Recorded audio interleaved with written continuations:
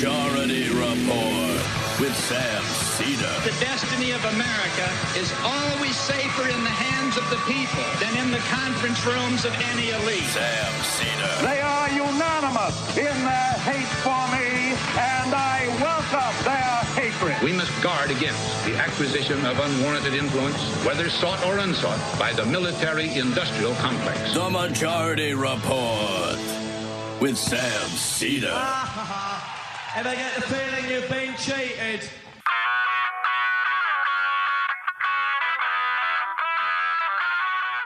It is Wednesday, January 6, 2021. My name is Sam Seder. This is the five-time award-winning Majority Report. We are broadcasting live steps from the industrially ravaged Gowanus Canal in the heartland of America, downtown Brooklyn, USA. On the program today, Democrats unofficially take the Senate. Raphael Warnock officially wins one of the races in Georgia. Jon Ossoff looks like has won. Meanwhile, also on the program today, David Wallace-Wells on the vaccine non-rollout. Meanwhile, the Republican assault on our democracy will be in full force today as Joe Biden's election will be made official. COVID hospitalizations hit a new national record in the wake of Georgia Republicans supposedly to turn on Donald Trump, while Democrats look to what can be done with a one-member majority in the Senate. No charges filed in the Osha shooting of Jacob Blake. And the Proud Boys representing in D.C. with the Republicans clash with police. Meanwhile, the Pennsylvania Republican senators refuse to seat a newly elected and fully certified Democratic state senator. Lastly, pro-democracy activists and politicians arrested in a massive sweep in Hong Kong.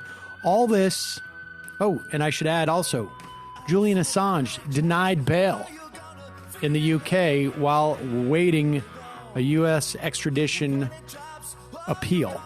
All this and more on today's program. Ladies and gentlemen, welcome to the show. Thanks for joining us. Very exciting news last night. I think we're both, I should say, hello, Emma. How are you? I'm well. I mean, I think it's good to get a win. Yes, it's good to get a win. I was going to say we're both sleepy because we were up. Well, I think we were streaming until 11 last night, at least. I think I ducked out at around 10:45. Well, that was we did a lot of we were on air, as it were, for a long time yesterday. And I did not, I will admit to also not sleeping very well last night because I kept sort of half waking up and just checking my Twitter feed to see and watch Jon Ossoff's lead grow. Mm-hmm. But Raphael Warnock made history last night. He became only the second African-American elected to the Senate in the South since Reconstruction, the 11th African-American to become a senator.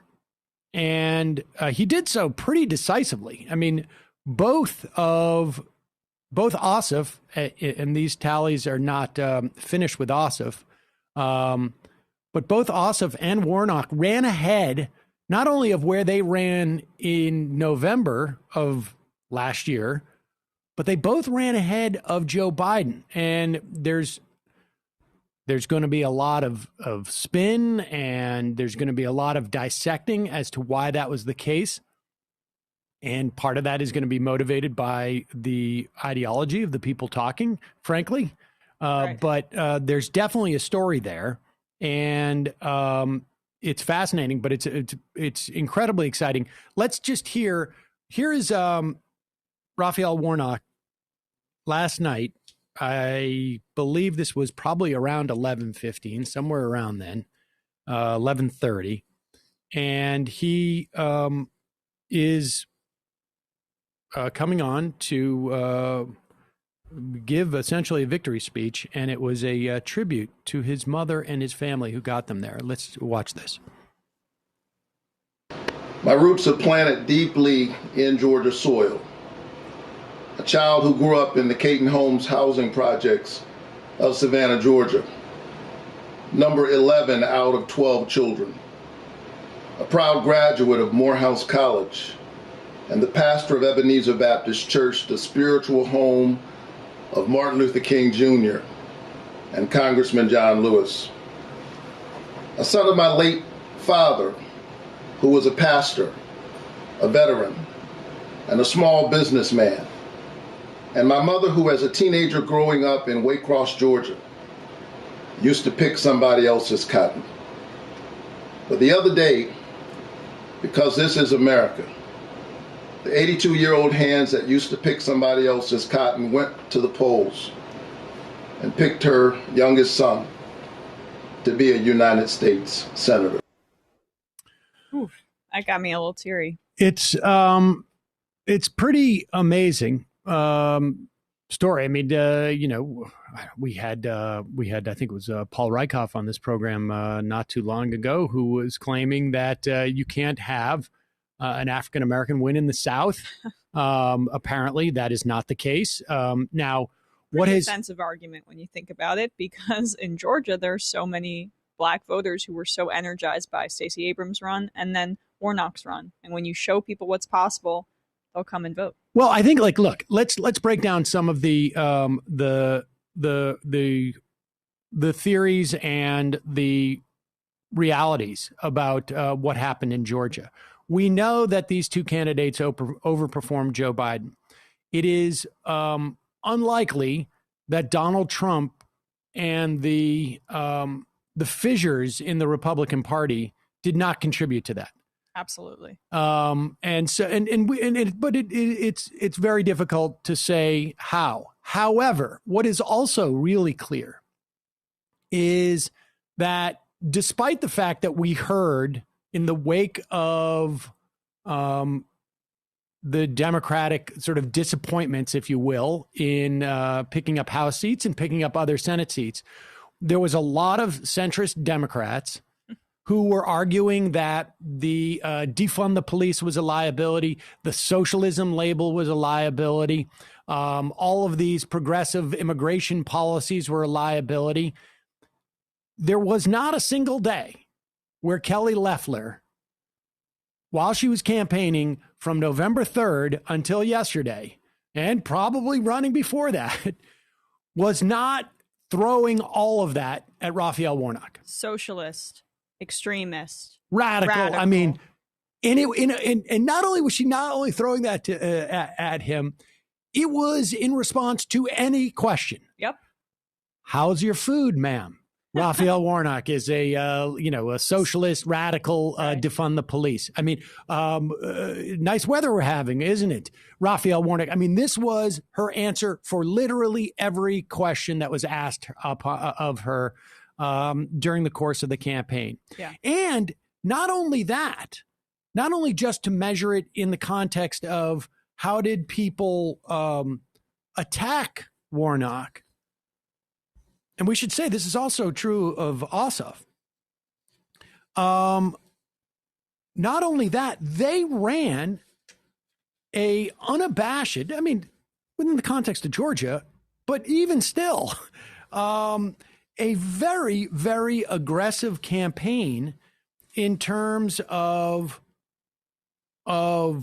embracing things like massive climate change legislation Ossoff was talking about. And I'm talking about in the last days in the run up to the election, the closing. Right. I mean, he said he wasn't in favor of the Green New Deal or Medicare for All, Ossoff. But I think what's key is that they also embraced stimulus checks in this way. I mean, it was a direct campaign that talked about giving material benefit to people right off the bat. And that overrode any kind of socialist extremist messaging, any kind of racist messaging from Kelly Loeffler's campaign, which they darkened Warnock's skin in multiple ads. So just if you Democrats, they should take so many lessons from these runoffs, which, we'll see if they do. But organizing, setting the groundwork for these kinds of campaigns, not just throwing a bunch of money at a candidate like Amy McGrath, and then everything just dissipates and evaporates into thin air. Creating an institutional framework for future campaigns through organizing, through getting people excited about a candidate in red states where they never thought they could win. This is what happens. And it's paying dividends. And they ran a clear campaign on these checks, on helping people during COVID, and that overrode any kind of red baiting, fear mongering that we saw from the Perdue and Loeffler campaigns. Let me go through I'll tell you what, let's play a clip of Jon Ossoff and his victory speech, essentially, that he gave this morning. And then we're going to go through some of the points that they were running on in the last days of the campaign.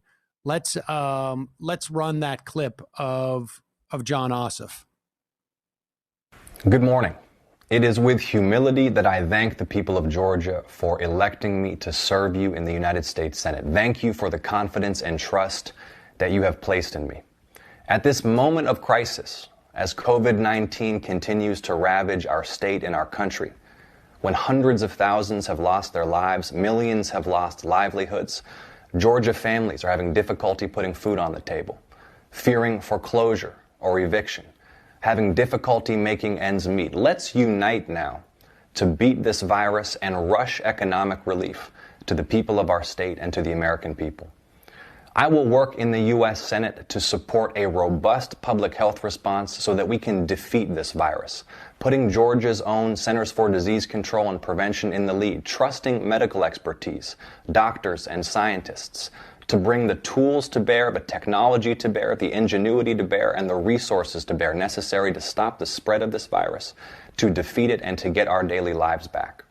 And to rush direct economic relief to people who need help right now. This campaign has been about health and jobs and justice for the people of this state, for all the people of this state. And they will be my guiding principles as I serve this state in the U.S. Senate, ensuring that every Georgian has great health care, no matter our wealth.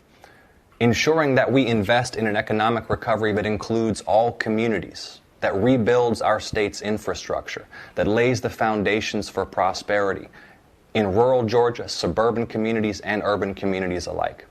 And securing equal justice for all, following in the footsteps of leaders who have departed us in this last year, like Congressman John Lewis and C.T. Vivian.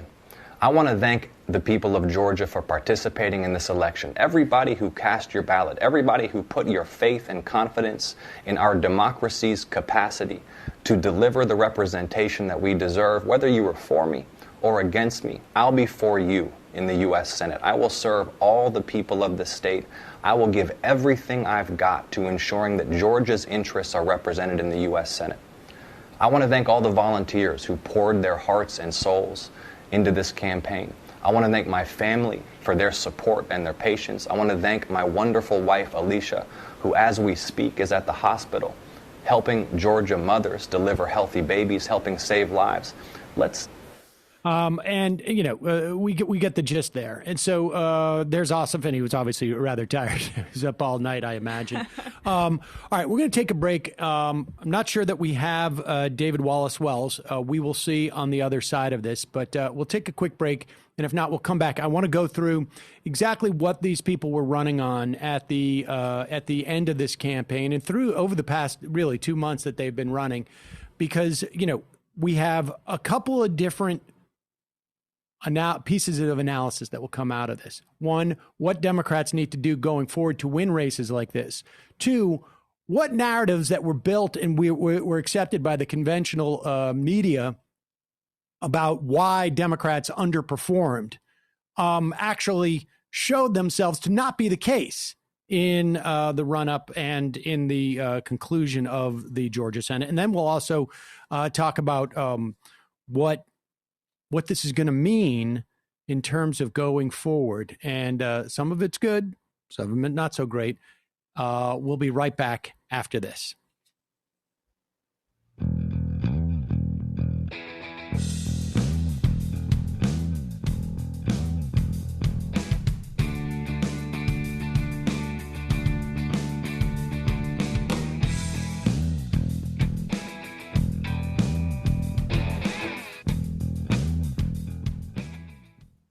Hey, I mentioned this yesterday, but it is unbelievable what merely doing something small can do for your day, particularly right now. Because I feel like my life is so narrow because of COVID that maybe that's why I have a heightened sensitivity. But my change in socks has honestly, and I mean, I have to say, I do think it is. I do think it is partly a function of COVID because, it's like I've noticed this lately that like small things are making the small things. I appreciate small things. I feel things. the same way. Runners apparently know about features. FEETURES. It's their sock of choice. When I brought it up to Brendan, of course, got very, very excited. Runner Brendan. Yes. I mean, I don't know. Brendan, are you still running? I do still run. Yeah. It's cold out. I hate cardio, so I don't know. Brendan was like, I have all those socks. Features have, and apparently golfers, it's really big for golfers too, because the elite golf socks keep your feet cool, dry, blister free. But here's the thing that I enjoy them because I'm not a golfer, but I am a walker. I walk everywhere. Because you're a New Yorker. Because I'm a New Yorker. It's well, I'm not going to tell that story about my dad, but okay. They are targeted. They have compression that hugs the arch of your feet. They keep the sock in place, but they're also specific to your left and right foot. Like you never contemplate that. You always wonder, like, well, you put your socks on, it's one straight tube, and but you get a custom-like fit. The anatomical design conforms to left and right shape of your feet, creates an enhanced fit that reduces discomfort, prevents blisters, so you can focus on your game, you can focus on your walk, whatever it is. If you're unsatisfied at any point, you get a replacement pair, no questions asked. Honestly, I feel the difference when I walk. It's added support, and it's just significantly more comfortable. Feature socks will change how you feel about socks forever. And you can get $10 off your first pair of Features when you use the code majority at features.com. That's FEETURES.com, promo code majority for $10 off your first pair of Features. And also, I don't know if you know this, Emma, but very difficult. Hiring is very difficult. I own a small business, as you can see here. You can post your you post your job position to some job board, and then you just hope you get the right person comes through. Well, this is why folks should try ZipRecruiter, and they can do so for free at ZipRecruiter.com/majority. ZipRecruiter does all the work for you. You post a job on ZipRecruiter, it gets sent out to over 100 top job sites with one click.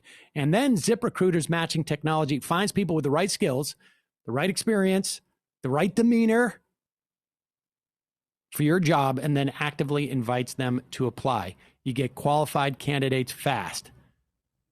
How do I know this? Because Brendan, again, I found him through ZipRecruiter. Well, really, in some way, he found us through ZipRecruiter. ZipRecruiter basically reached out, sucked him into the whole Majority Report juggernaut, and here he is. I mean, I interviewed probably a dozen people that I found on ZipRecruiter. I had dozens upon dozens of candidates, and they were all great. It's just Brendan was was just slightly greater, actually significantly greater. Exceptional, exceptional. He was. Yeah. And I'm not the only one. ZipRecruiter is so effective that 4 out of 5 employees who post on ZipRecruiter get a quality candidate through the site in the first day. And now you can try ZipRecruiter for free at ZipRecruiter.com/majority. That's ZipRecruiter.com/majority. MAJORITY. Just go to ZipRecruiter.com/majority. ZipRecruiter, it's the smartest way to hire.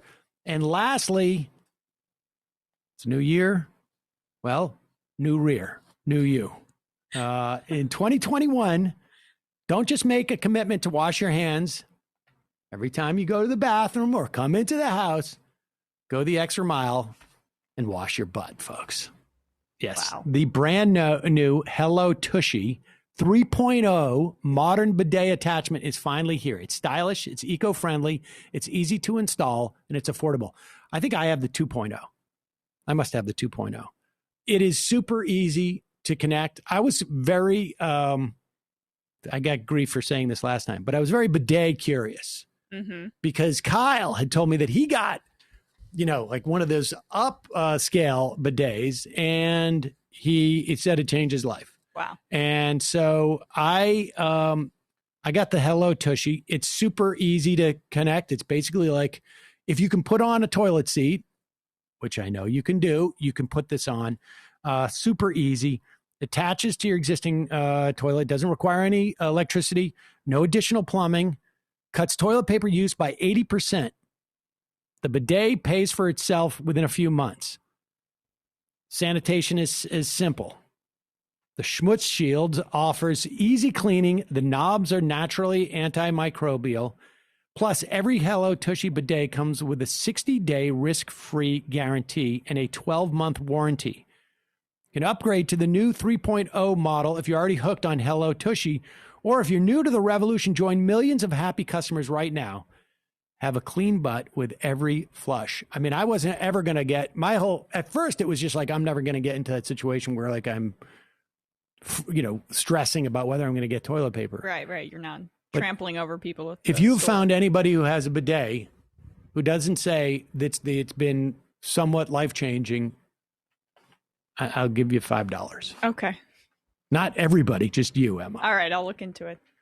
Go to HelloTushy.com/majority. Get 10% off plus free shipping. This is a special offer for our listeners. Go to HelloTushy, TUSHY.com/majority for 10% off. HelloTushy.com/majority. Okay, I think we do have David Wallace-Wells with us. Great. David Wallace-Wells, writer for New York Magazine. David, are you there? David, can you hear me? Can you hear me? Yep. Hey. Hey, how are you? Thanks so much for joining us. I'm here with Emma Vigeland. Hey, David. So, David, I think it's been a couple of months since we talked, and we were talking about at that point,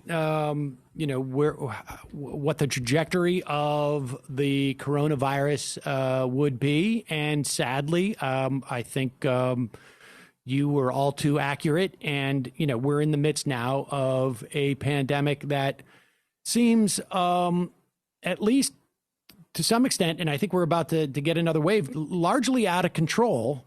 And I just want to start a little bit with, and go into the vaccine in a moment, but one of the other sort of recent things is just, I think it was yesterday in New York, it was announced that the UK strain, they're calling it, was found in New York, again, with people who have not been traveling. It's all around the country now, it appears to be. Community spread. What are the implications of this? Well, I think one way to think about it is to think about consider what's been happening in California, which to me has been a little bit of a pandemic mystery, in the sense that, California, especially Southern California, doesn't have a strong seasonality. It doesn't have a traditional fall. The policies were not, public policies weren't changing all that dramatically.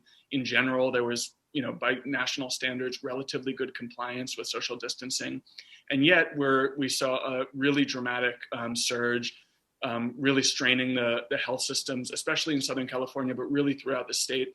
making California, for a time, I think it's since been passed by Arizona, but for a time the epicenter of this fall-winter surge in the U.S. I think probably some of that can be explained by the arrival of this new, more transmissible strain. And I think we're likely to see similar spikes elsewhere in the country, which is to say places where and times when measures that used to work to suppress the disease and bring the curve back down are not going to be sufficient. And we're going to be, even in a kind of relatively thorough states of lockdown with a lot of social distancing and very compliant mask wearing, still going to see the disease grow for a few months now. What that means, big picture, is that the measures that we can take to bring an end to the pandemic as a whole are much more important, and namely, the vaccine rollout. And I think, 3 weeks ago, 6 weeks ago, it might have seemed like, 3,000 deaths was too much. 3,000 deaths a day was too much, and we needed to rush the vaccine. But we're now heading into a season when we might be seeing considerably more, and that just makes the urgency even more immediate. Let me just go back a little bit here. So, do we know? And people should understand that the UK strain, as they're calling it, is not more lethal. However, if more people get it, the percentage of people who are going to die doesn't change. It just simply means more people are going to die, and they're going to, and this is going to happen at a more rapid rate. Do we know? And I understand this concept that it's more contagious, and so pre-existing measures don't suffice. Do we know where the deficits are in those pre-existing? In other words, this is more transmissible because, through touch, and maybe people are not, washing their groceries like they did in the first month? Or is it that 6 feet is not sufficient? Or is it that mask wearing isn't entirely sufficient? Right. Do we have a sense of what it is? If we were going to address the transmissibility, what steps would we take?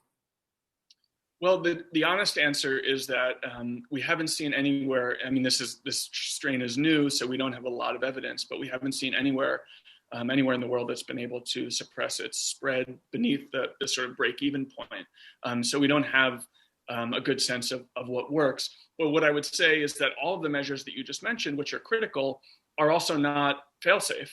Even facing the old strain, it's still possible to get the coronavirus if you're wearing a mask and if the other person you're interacting with is wearing a mask. In general, we're not nearly as worried about surface transmission as we were at the beginning of the pandemic. It seems that we don't need to be washing our groceries, but nevertheless, that transmission is conceivable. 6 feet, again, it's a rule of thumb that was sort of adapted on the fly. And while it's, a decent guide to how you might want to act if you're interacting with others, it's also not, it's not a fail-safe measure. Nothing is a fail-safe measure. And if you look at the experience of especially the countries of Europe and North America over the entire course of the pandemic, it's actually been, it takes all of us doing all of those things at maximal levels to even get the disease back down below this sort of break-even point of reproducibility. So the fact that we have a more transmissible strain just means it's going to be much harder. And I don't think that we've seen anywhere in any of those countries, which is to say any country that Americans consider a peer country, successfully doing it. I would just say one more thing about the transmissibility versus lethality question. This is a little counterintuitive, but it also illustrates it's one of the many ways that this disease looks different when you think of it from the perspective of the individual versus from the perspective of the society at large. From the perspective of the individual, a 50% more lethal disease is much scarier than a 50% more transmissible disease because, if you get it, then you've got half again chance more of dying. But from the social level, because spread can produce exponential growth, it's not just that more people are going to die. It's the possibility that dramatically more people are going to die, even if the disease stays merely as lethal as it's been in the past. Different modelers have run this in different ways, but we're talking about orders of magnitude more death over the next few months, not just compared to the old strain, but compared to a theoretical environment in which the transmissibility was held constant and the lethality increased by 50%. So this is actually considerably worse a development than if things got more lethal. Wow. All right. So let's move to the vaccine. And I want to start with a piece that you wrote a while ago about that I found fascinating. That at least I think in the context of the Moderna and probably the Pfizer in some regards, the vaccine existed before COVID did in some fashion. Will you explain that for us so that we can understand that, and then we'll move into the sort of the actual rollout and the deployment of it? Yeah, I mean, the backstory is that ever since SARS, vaccine researchers were working on coronavirus vaccines, and they weren't able to get it all the way to, true clinical trials, in part because the disease died off and there wasn't a demand for it. But they had developed a lot of what's called vaccine technology that would allow them to, kind of adapt on the fly to a new disease. And that meant that Moderna started designing a COVID-19 vaccine, or I should say a SARS-CoV-2 vaccine, on January 11th, and they finished it by January 13th. It took a single weekend to design. And those dates are notable because they were before the first detected case of COVID in the US. They had actually produced the vaccine and shipped them to be used in a phase 1 clinical trial before the first person in the country had died. So we were already ready to roll this out, at least at at the level of clinical trials, before anybody in the country had died. We knew the results of those phase 1 trials, which are designed to test for safety, not for efficacy, by early May, which means so long as we were comfortable rolling out a vaccine whose efficacy was unclear, but we had good reason to believe would be efficacious, but which we knew for sure was safe, we could have started vaccinating people as early as the late spring or early summer.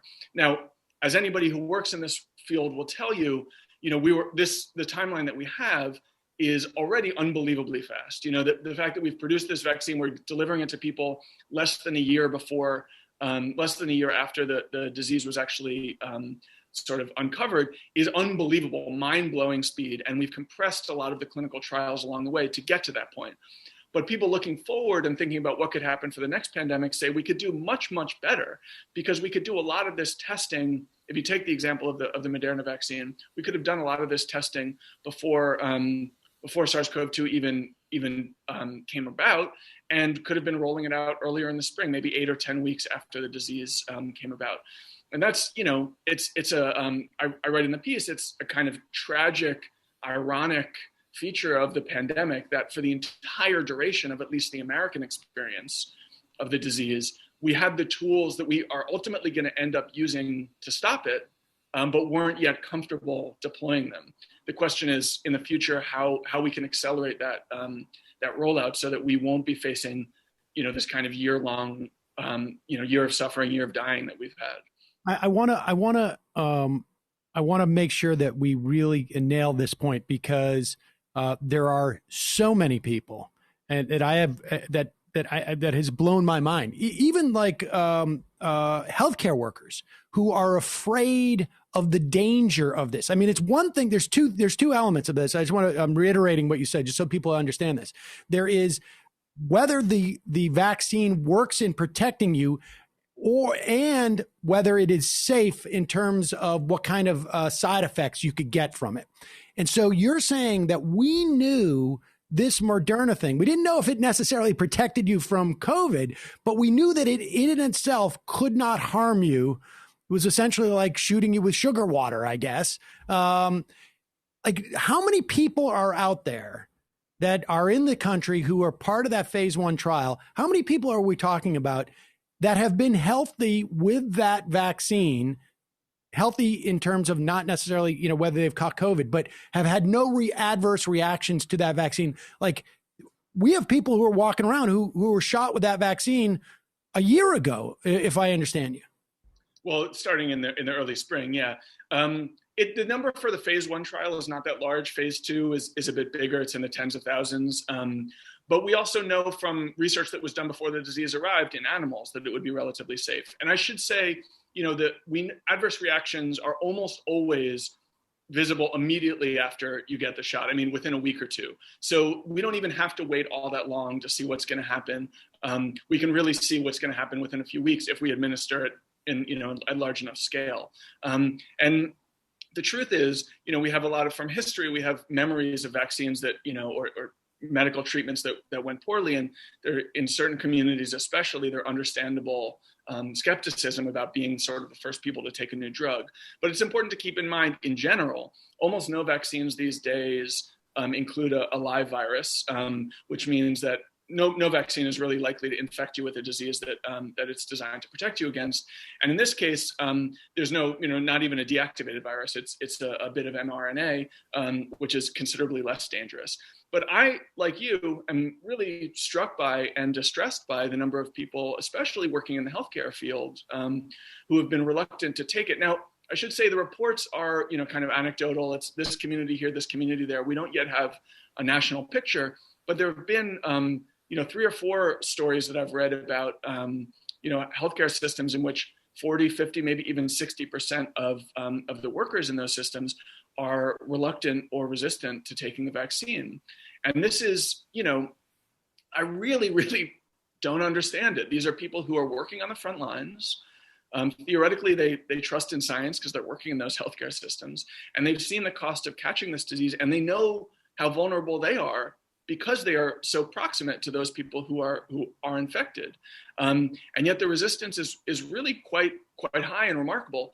And there was a story in New York illustrating, even neighborhood by neighborhood, hospital by hospital, there could be great differences, where we had a hospital in Bed-Stuy where the resistance is quite high, and compared to, Mount Sinai, which is on the Upper East Side of Manhattan, there was much less resistance, which is, again, a way in which this pandemic is mapping onto existing inequalities and injustices. But beyond all that, beyond the sort of confusion and frustration, it also really complicates the way that the country is managing the rollout of the vaccine. Other countries in the world have really just prioritized the elderly, which is to say the most vulnerable people, as a way of targeting those who are most at risk of dying and most quickly reducing the national fatality risk. But in the US, we've sort of advised a mixed approach where, to some degree, we're prioritizing the old, but we're also prioritizing frontline workers, in part because I think we value, or the people advising this approach valued, society returning to some semblance of normal. And for that to happen, we needed to protect those people who are most face-to-face with the disease so that we could trust, especially our medical infrastructure, would continue to perform going forward. Right. But if those people are resistant to taking these vaccines, not only is that medical infrastructure continuing to be vulnerable, but it also means that the whole calculus about how we're rolling out the vaccine is somewhat misguided, because we're not going to be able to protect our health infrastructure. We may as well, I would say, then rush to focus on the elderly and the most vulnerable, rather than trying to protect healthcare workers first. But it's, I wish it weren't the case. I wish that those people were waiting online overnight to get those vaccines, but it doesn't seem to be. If you need a lead, because I have some very personal experience with this, and it's shocking and disturbing. And can you hypothesize as to why there is that resistance within that community? I mean, I can tell you just from my own. It's Facebook. It's Facebook. I mean, it seems to me that there is a massive gap in terms of what healthcare administration, broadly speaking, is providing in terms of information. I think the assumption that we have about healthcare workers is not always, I think, a safe assumption. The administration of these institutions are not providing any information whatsoever. And so these folks are going on Facebook, and Facebook is just completely overrun with stories of how this mutates your DNA, how it does not protect you from giving it to other people, right? Can you address that? Like, if I'm inoculated, is it possible for me to transmit it? Like, I won't catch it, but is it possible for me to still transmit? Well, the way that the trials were run for all of these drugs didn't measure for protecting against transmission, which means technically all we know is that they protect against severe disease. So in fact, we don't know for sure that it will even protect you against catching the disease. We just know that it will protect you against getting very sick from it. But just about everybody who works in the field and has looked at the data closely understands or expects that this will have a quite profound, dramatic protection against transmission as well. It just wasn't what the trial was designed to discover. So we can't say with scientific certainty that it does that. Nevertheless, it does protect against severe disease, which means that your chances of, getting very sick and having to go to the hospital are reduced, practically speaking, to zero. And because of the way that, this is getting technical, but because of the way that viral load plays into how transmissible, how much you can transmit the disease, presumably it would also dramatically reduce, even if you were to catch the disease, it would dramatically reduce your ability to transmit it to others. But technically, the trials have not even looked at the question of transmission. So technically, we can't say for sure that they do. Because my understanding was that the Pfizer vaccine didn't look at it at all, but Moderna did some of that and found that it wasn't transmissible. Or is that an overstatement? It's sort of like different ways of looking at the same data. The data was compiled not to target transmission, but you're able to do some analysis about the data that you did find, and there are signs that it is exactly as everybody expected, protecting against transmission. But again, I think not to a level that scientists would feel comfortable stating definitively, but in the sense of like the way that they'd be advising their families and friends, everybody is assuming that it does offer that protection. Okay, so fair enough. All right, so let's talk about the deployment, because I mean, it's almost like I was going to say, like, what's the plan? And that's part of the problem. Yeah, in this sense, it's really, the same story as we've had throughout the pandemic. I think it was back in April, March, I wrote a story called There Is No Plan. I wrote a follow-up in May that was called There's Still No Plan. That was about combating the disease. There was no federal oversight. There was no, federal testing policy. There was no procurement of PPE policy. There was no federal quarantine policy. None of these things that you'd want to see, no federal testing and tracing, contact tracing program put into place. And we've basically seen that same indifference play out throughout the year, where the federal government has basically said to the states, we're not going to help you at all. We're not going to organize any of this. We're not going to buy any of it. And that is played out again in the vaccine distribution. But similarly, as was the case earlier in the year, I don't think it's entirely fair to blame only the federal government, because the states have also dropped the ball on this, and local communities have also dropped the ball on this. 4 months ago, New York State, Andrew Cuomo knew that Donald Trump was not going to be building out a elaborate federal vaccination program. He knew that the vaccine was going to be available sometime later in the fall. And the state has actually done very little to prepare. And New York is not at all alone in this. Nearly, basically none of the states across the country have stood up a sort of, to my mind, satisfactory vaccine rollout. In fact, we're doing so badly. We've got 40 million doses. That's 20 million people who are supposed to be vaccinated. And I think the current number is that we've administered about 4.5 or 5 million doses.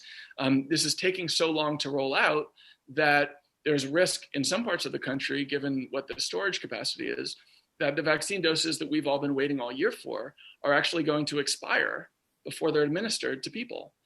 Now, it's also the case that almost no one in the world is managing this rollout any better than the US is. In fact, on a per capita basis, the US is ranked second in the speed of our rollout. But we're so far behind the first country, Israel, that it does beg the question of why we couldn't be doing much better, especially given, to my mind, how much apparent demand there is. And the truth is, I think as the pandemic teaches us overall, there are obvious failures of leadership at the federal level. Like I would be the last person to apologize for Donald Trump's leadership throughout this year or on any issue. But we can't assume that simply getting Donald Trump out of office is sufficient, because we're seeing really broken, institutions throughout the American, American social life, American political life, failing our citizens really at every level. And I think that, this is ultimately the biggest lesson of the pandemic, is that we've all failed, not just the president. And one way in which we're failing is by, not being even able to administer the vaccine doses that we have, which, it's just there's a story I saw in the Albany Times, I guess this was from 2 weeks ago now, in New York, that there were county health departments who were saying essentially off the record, like, this is messed up, that Andrew Cuomo is insisting on having the vaccine distribution go through the hospitals and then presumably, I guess, through pharmacies, big chain pharmacies, where we as county health department officials have received millions of dollars worth of training on how to set up for this exact event. I mean, I think you mentioned in your piece that the smallpox vaccine in New York, I guess, I don't know how many years ago it was. 75 years ago, basically. Was administered to 4 million people, 5 million people in a matter of weeks. In a week. So, I mean, it's doable, but you have already these county officials who part of their training has been to set up, presumably like drive-through vaccination things. I guess you'd have a parking lot where people have to wait a half hour to see if they don't have an adverse reaction. And Cuomo's not doing that. And, there's this sort of like big question mark as to why that is the case. But we all know, or at least I'm aware, that that one of Cuomo's big donors are these hospital conglomerates. One of them, I think it's Northwell, has been one of the few medical institutions that's been suing their own patients for non-payment, despite the fact that there is a statewide moratorium on that. And it's quite obvious that if I'm a hospital and I'm administering the vaccines, somebody's going to be paying me money to do that, and I'm going to take a vig, and that's what's going on here, right? I mean, is that we money is interfering with not just like the conception of plans, but plans that have already been laid, presumably for this very instance. Yeah, I mean, I think personally, I read it a little more generously in the sense of, what's the H.L. Mencken quote, like, whatever the man, I don't even remember what it is, but basically like, money is going to make people think that their interests are different than they are. That's a total, a restatement of but Cuomo is a man who has governed in a kind of McKinsey spirit. He has a lot of people around him who really believe in the goodness and the efficacy of corporate forces and corporate institutions in America. I'm sure that people around him are connected to him, are making money off of this in ways that they might be deprived of that money if things were managed more through local health boards. On the other hand, I also think he probably genuinely believes that this is the best way to do it.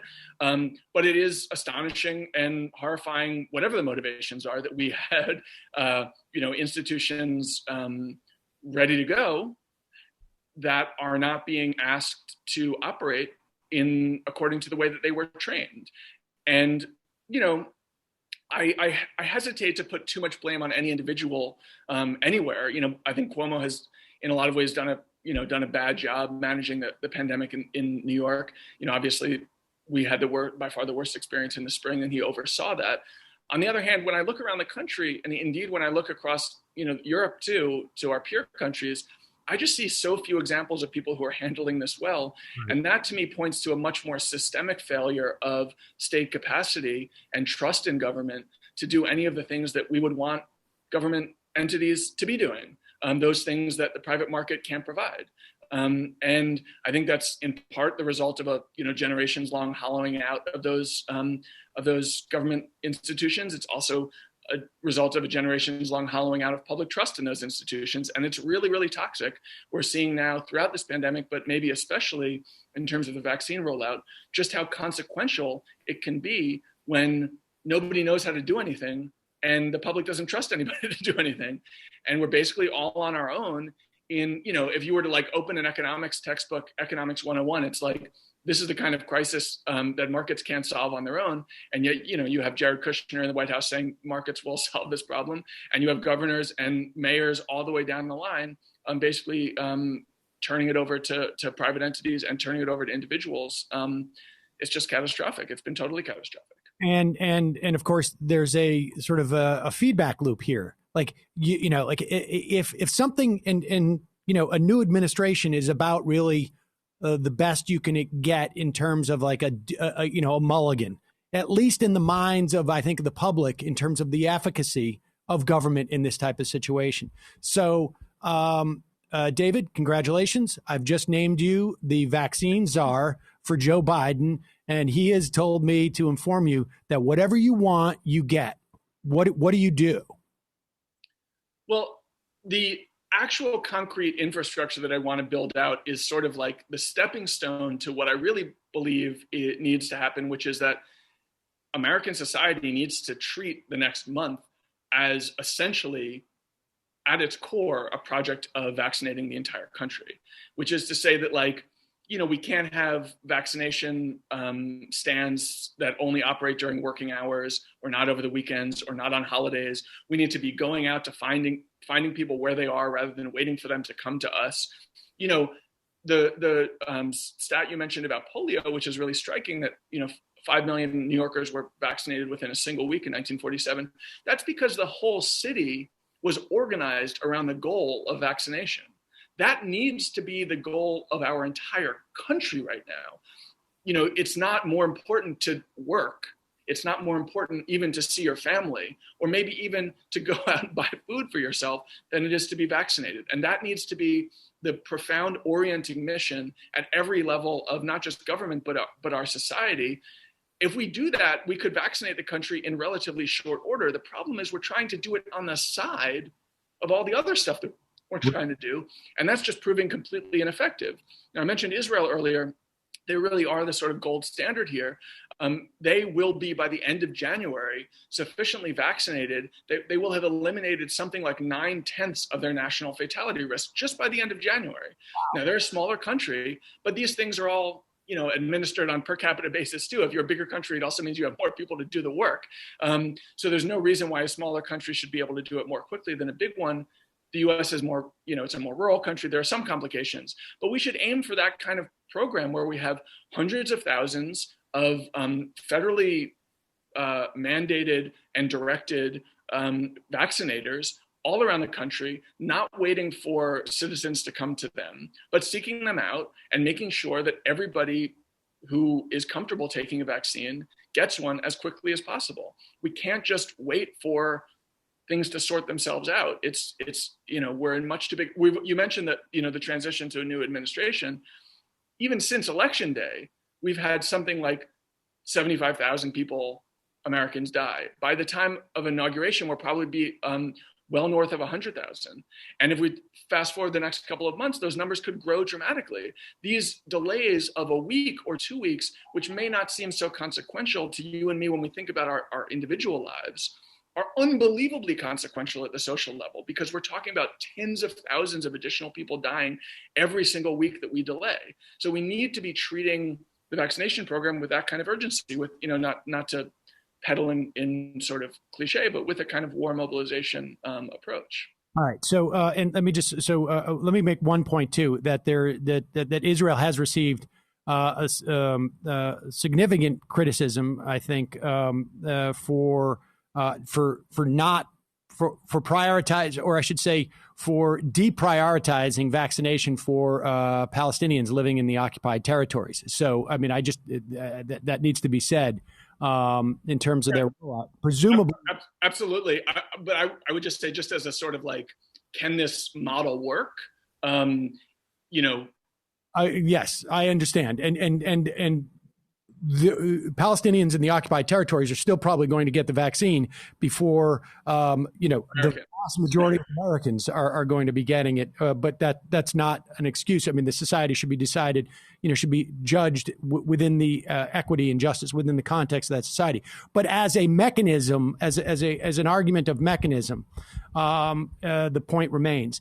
So, but would that start? Well, what you're talking about, this war footing, would start with the Defense Production Act, right? I mean, the Joe Biden on day one could say, okay, Defense Production Act, we're going to take over this facility. Like, do we have, if he invoked the Defense Production Act, where he had the ability to go in and say, I want a list on day one, and he's saying this to Ron Klain, I guess. I want a list on day one of the 10 factories across the country that can be converted on day one into making this vaccine, so that we can have, these things, 24/7, chugging it out. Like, has anybody done that? Like, is there anybody out there who's done these, that crunched these numbers, has the list, so that Joe Biden's sitting there with, like, here's the directions. As soon as I get in there, this is literally the first thing I do. And then we're going to hire how many people they need to hire? 100,000?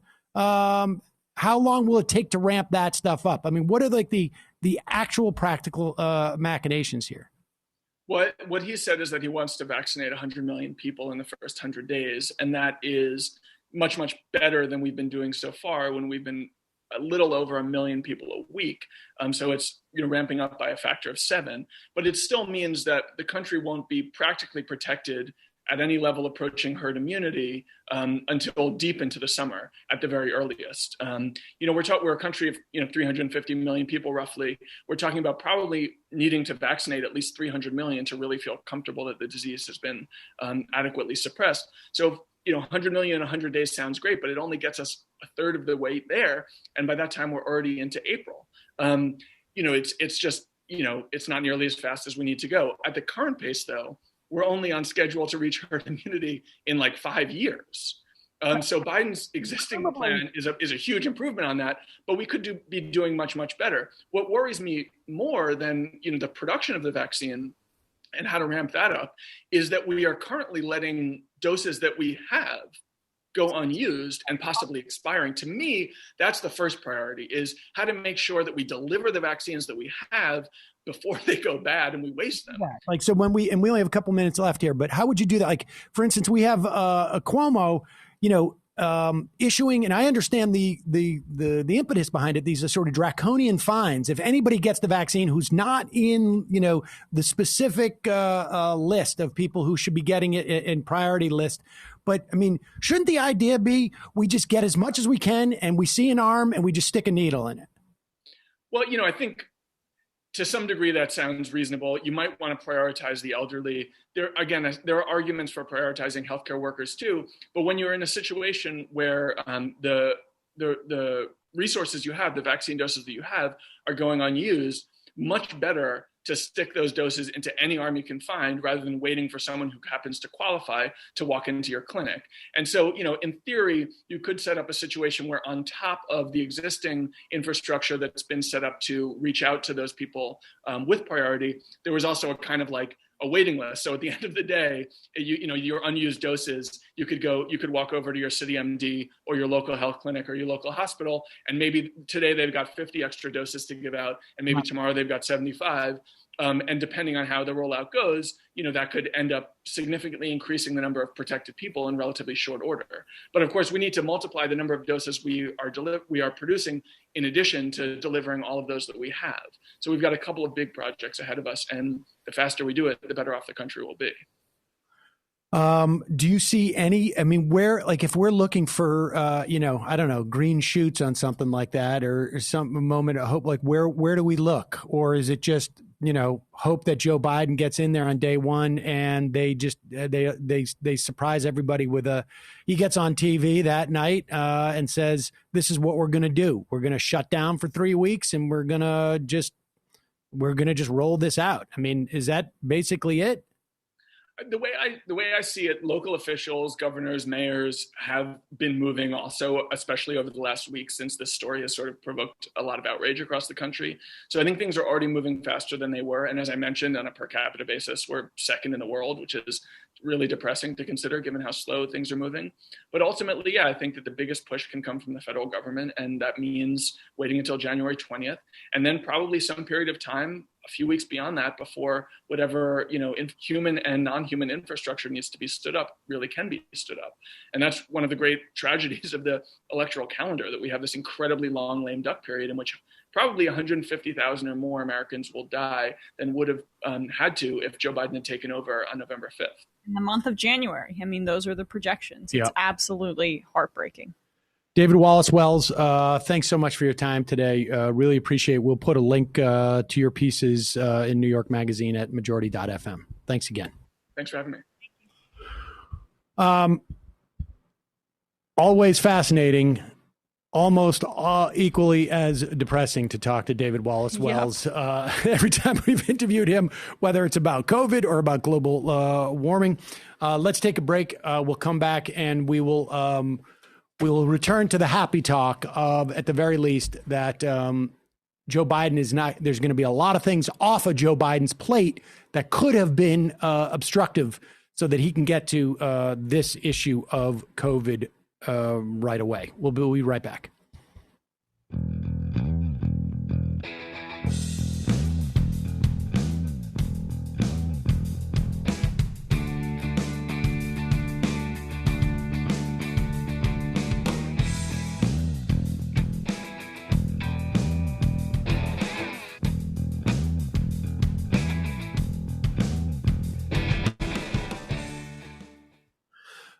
So, you know, I mean, that is the thing that I think is very, it's a little bit more opaque.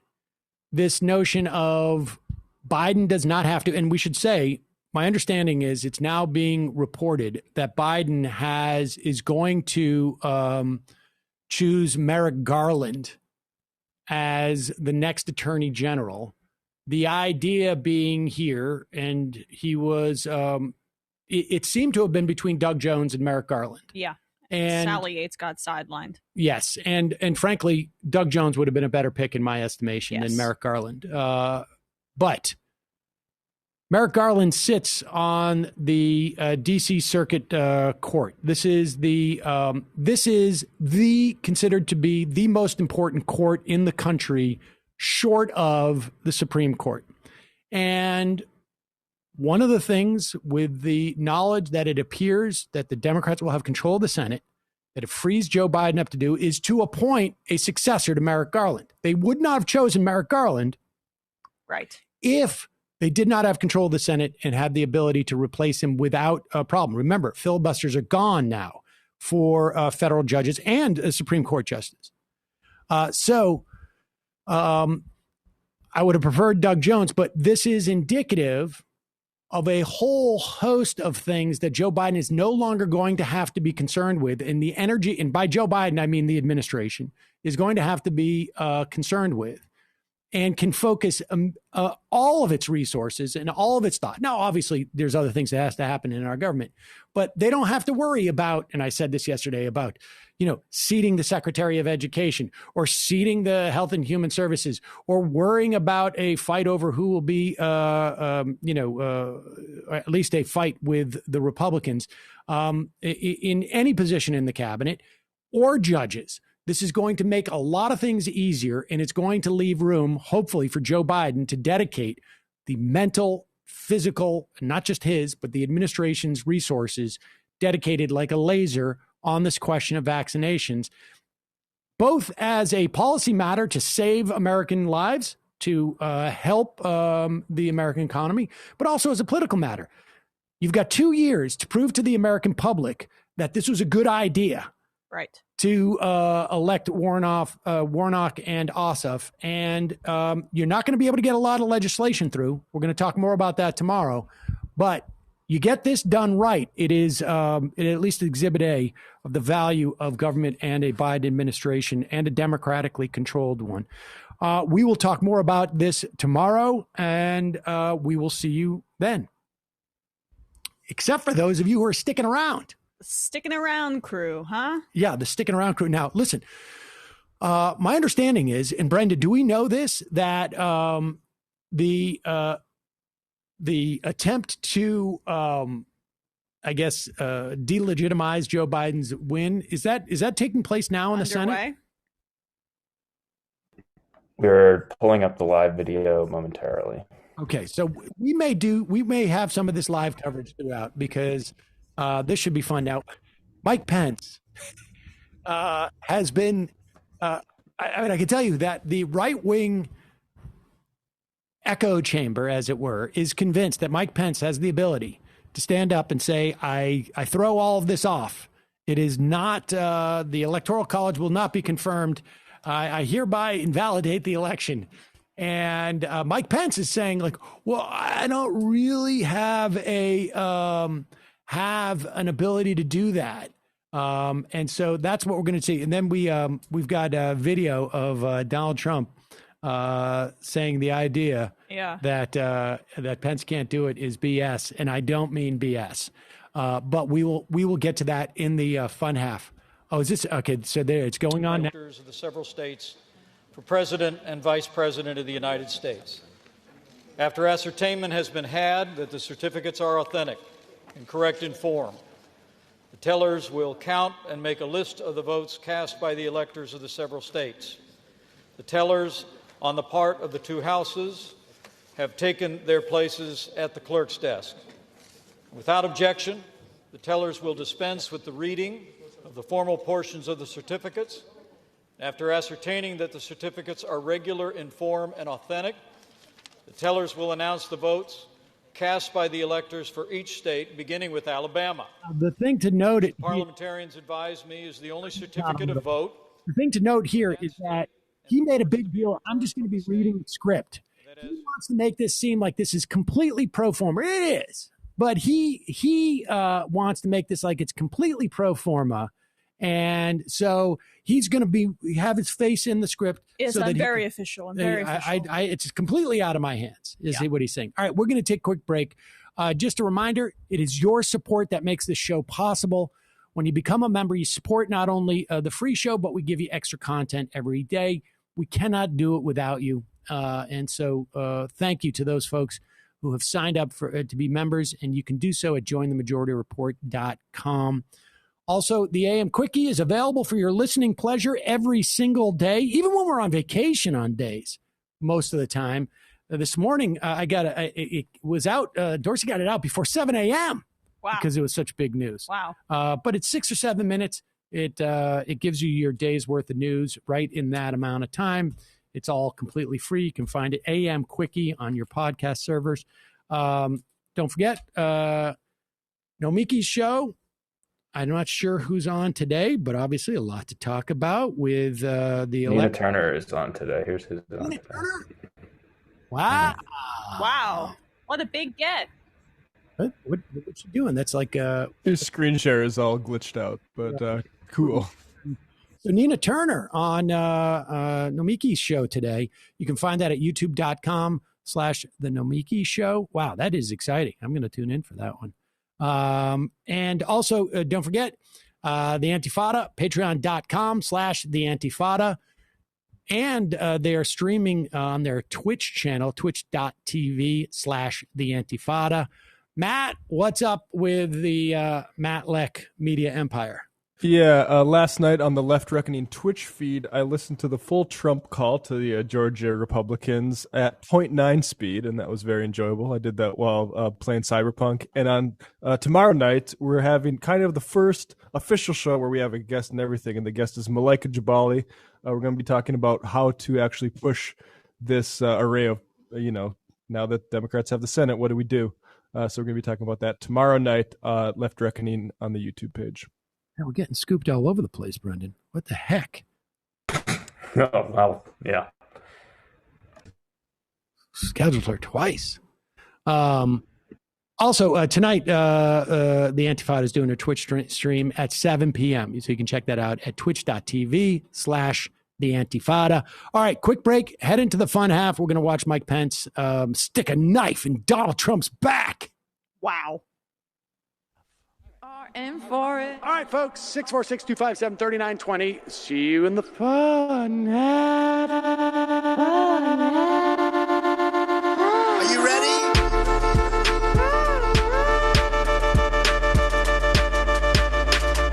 Who sent us this? Anarchy. Alpha males are back. Boy is back. And the alpha males are back. Just as delicious as you can imagine. The alpha males are back. Boy is back. And the alpha males are back. Just want to degrade the white man. Alpha males are back. I take all of it in my throat. Alpha males are back. Almost has what? The alpha males are back. You are a madman. And the alpha males are back. I am a total cunt. Can we bring back DJ Dannerky's song, please? Yeah, or a couple of them. Just put them in rotation. DJ Danner. Well, the problem with those is they're like 45 seconds long, so I don't know if they're enough of a break. That's fucking nonsense. Hey, folks, reminder. I do not have Parkinson's. And the alpha males are psych. Fuck them. Fuck them. Almost says what? What?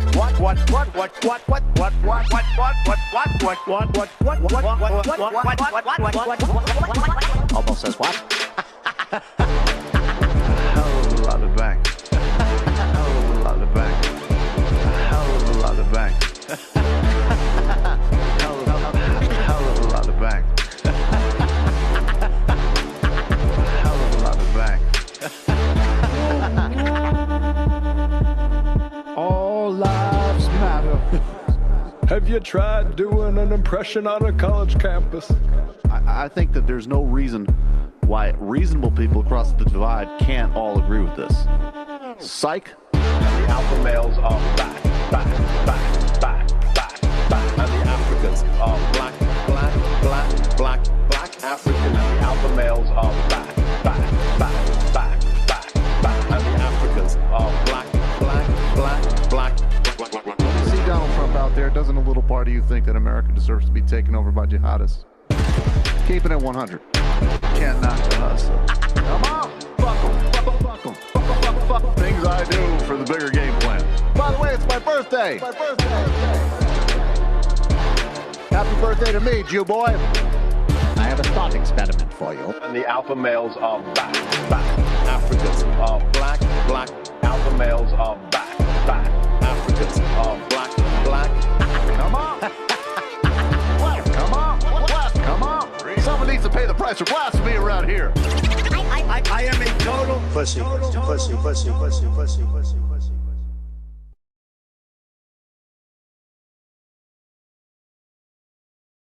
Oh, unmute Sam, sorry. We got some breaking news on top of everything else. Andrew Cuomo has announced that he will be proffering. Is that the right word? I don't know. Proffering. I like proffering. I just don't know if that's the right word. A proposal to legalize cannabis in New York State. Boom. I'm pumped.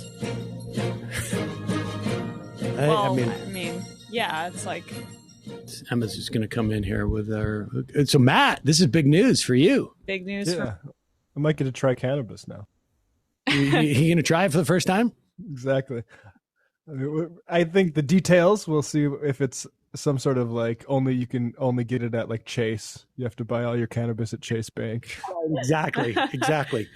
Ken Langone. It's all going to be at Home Depot. Also legal sports gambling. Yep. They need revenue, tax revenue. That's what's going on today. New Jersey, from sports gambling itself, I mean, we'll see what happens with cannabis since they just legalized it for this year, but $960 billion in tax revenue. I mean, how do you pass that up? I could tell you there's some places in local town, like New Jersey's a little bummed. They just lost some money. Yeah. Massachusetts just lost some money. But I don't partake in the stock market, except I did buy some DraftKings stock a little while ago, and that is going to go up. So. Oh my God. I'm a nut. It's like Vice Central around here. Yeah. Well, there you go. And Merrick Garland is a disappointment. Yeah, that's looking for someone who had a much well. I mean, I would have appreciated someone maybe who had a stronger record on civil rights or was focused on that. Someone who was more focused on things like antitrust, perhaps. But it is what it is. It's indicative, at least, that there is a consciousness about judges. So maybe we get an upgrade on that circuit court. One can hope. So we'll see. I mean, it's par for the course with the Biden's team's decision to kind of reward people from the Obama era that he feels like maybe didn't get everything they deserved. And that's the Merrick Garland thing. Yeah. I mean, that could very well be it. That seems like a a lot of this, I mean, even more so than I think, a lot of this has to do with his personal relationships, and I know that's for everybody, but yeah, it's I just got mind change frame. Not picking Doug Jones as the AG seems like a mistake. He's not tied to the Obama in the public's mind, and he'd fly through the confirmation process. Merrick Garland's going to fly through the confirmation process too, and that's the whole point. The confirmation process is now going to be relatively straightforward because it's going to be all Democrats. There'll be people ask questions, obviously. Plus, we don't have to worry about replacing a D.C. appeals judge. We also don't have to worry about that either, because again, if you had with a Democratic majority in the Senate, that's not going to be an issue. Jones went after the KKK in Alabama. He could take on Trump. I mean, indeed, and we shall see.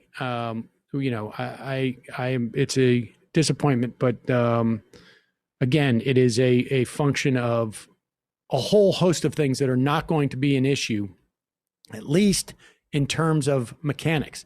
We can have arguments on politics now and not have to worry about the implication of a Republican-controlled Senate. And we should say also, as a sort of a side benefit, Donald Trump goes down as a relative to what he did for the Republicans. I think only Herbert Hoover had a one-term presidency where they lost the presidency. Well, obviously, a one-term presidency. Well, I guess you could die or you could resign. Right. But you lose the presidency. You lose the presidency. You lose the House. You lose the Senate over the course of 4 years. That's pretty. It took Bill Clinton and it took Barack Obama 8 years to do that. Yeah. So Trump was able to do it in 4 years. So he's got that going for him. I know. He was able to do it much quicker than very accomplished than Obama. And I would also say, if I remember correctly, I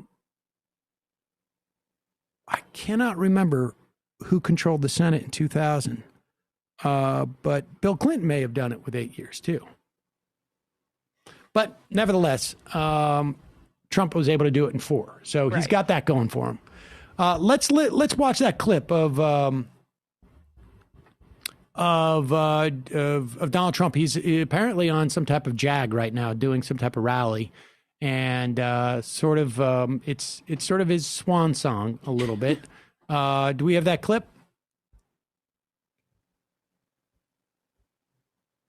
It's a pure theft in American history. Everybody knows it. That election, our election, was over at 10 o'clock in the evening. We're leading Pennsylvania, Michigan, Georgia by hundreds of thousands of votes. And then late in the evening or early in the morning, boom, these explosions of bullshit. And all of a sudden,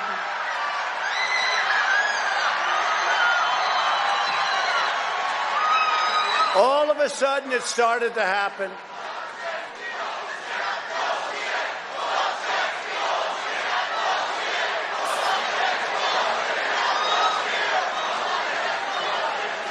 Don't forget when Romney got beat. Romney, did you see his? I wonder if he enjoyed his flight in last night. But when Romney. Now he's referring to. I didn't even get that. Okay, Romney. And we'll play the video. Romney was confronted by people coming in for this rally, right? And yelled at. Which again, I enjoy all of it. But it is. What a bizarre thrill to get from. He said bullshit. The president said bullshit, and so there it is. It's incredibly exciting. I am old enough to remember when all of Republicans would just, the idea that, Patrick Leahy would say, I think, a dirty word or something like that. It's just. Obama calls Kanye West a jackass. How unpresidential. How unpresidential. Oh my right. God. All of that is gone, of course. But I will tell you this, it will come back. It will take about 12 to 16 months before the Republicans pretend that are able to pretend that Donald Trump doesn't even exist. Meanwhile, in the let's pull this up. Here's Mike Pence writing a letter to essentially the Republican Party. Wow. Saying, please, please, please, God, forgive me for this, Shocked that the Mike Pence letter I will read it. begins with something about God. 4 years ago, surrounded by my family, I took an oath to support and defend the Constitution, which ended with the words, "So help me God." God. Today, I want to assure the American people that I will keep the oath I made to them, and I will keep the oath I made to the Almighty God. God, again, we get it. Jesus Christ, we get the God part. No, you don't. No, you don't get it. I don't get it yet. I don't get it. It's still coming. Hold on. Here we go. I can't believe I didn't. Okay. Come on, God. When the joint sessions of Congress convenes today, I will do my duty to see to it that we open the certificates of the electors of the several states. We hear objections raised by the senators and representatives, and we count the votes of the Electoral College for president and vice president in a manner consistent with our Constitution, laws, and history. So help me God.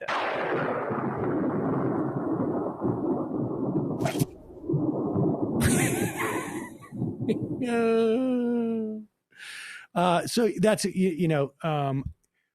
what is it? The last refuge.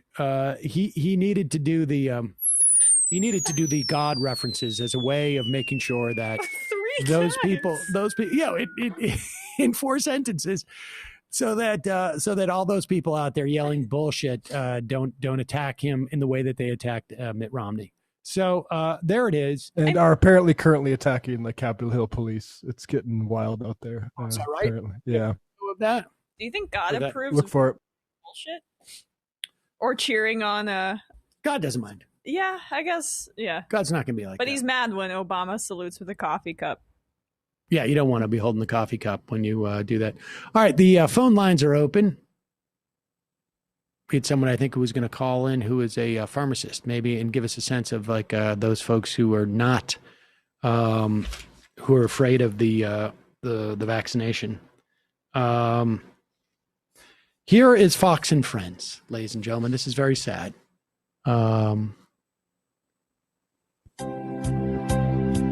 Fox and Friends are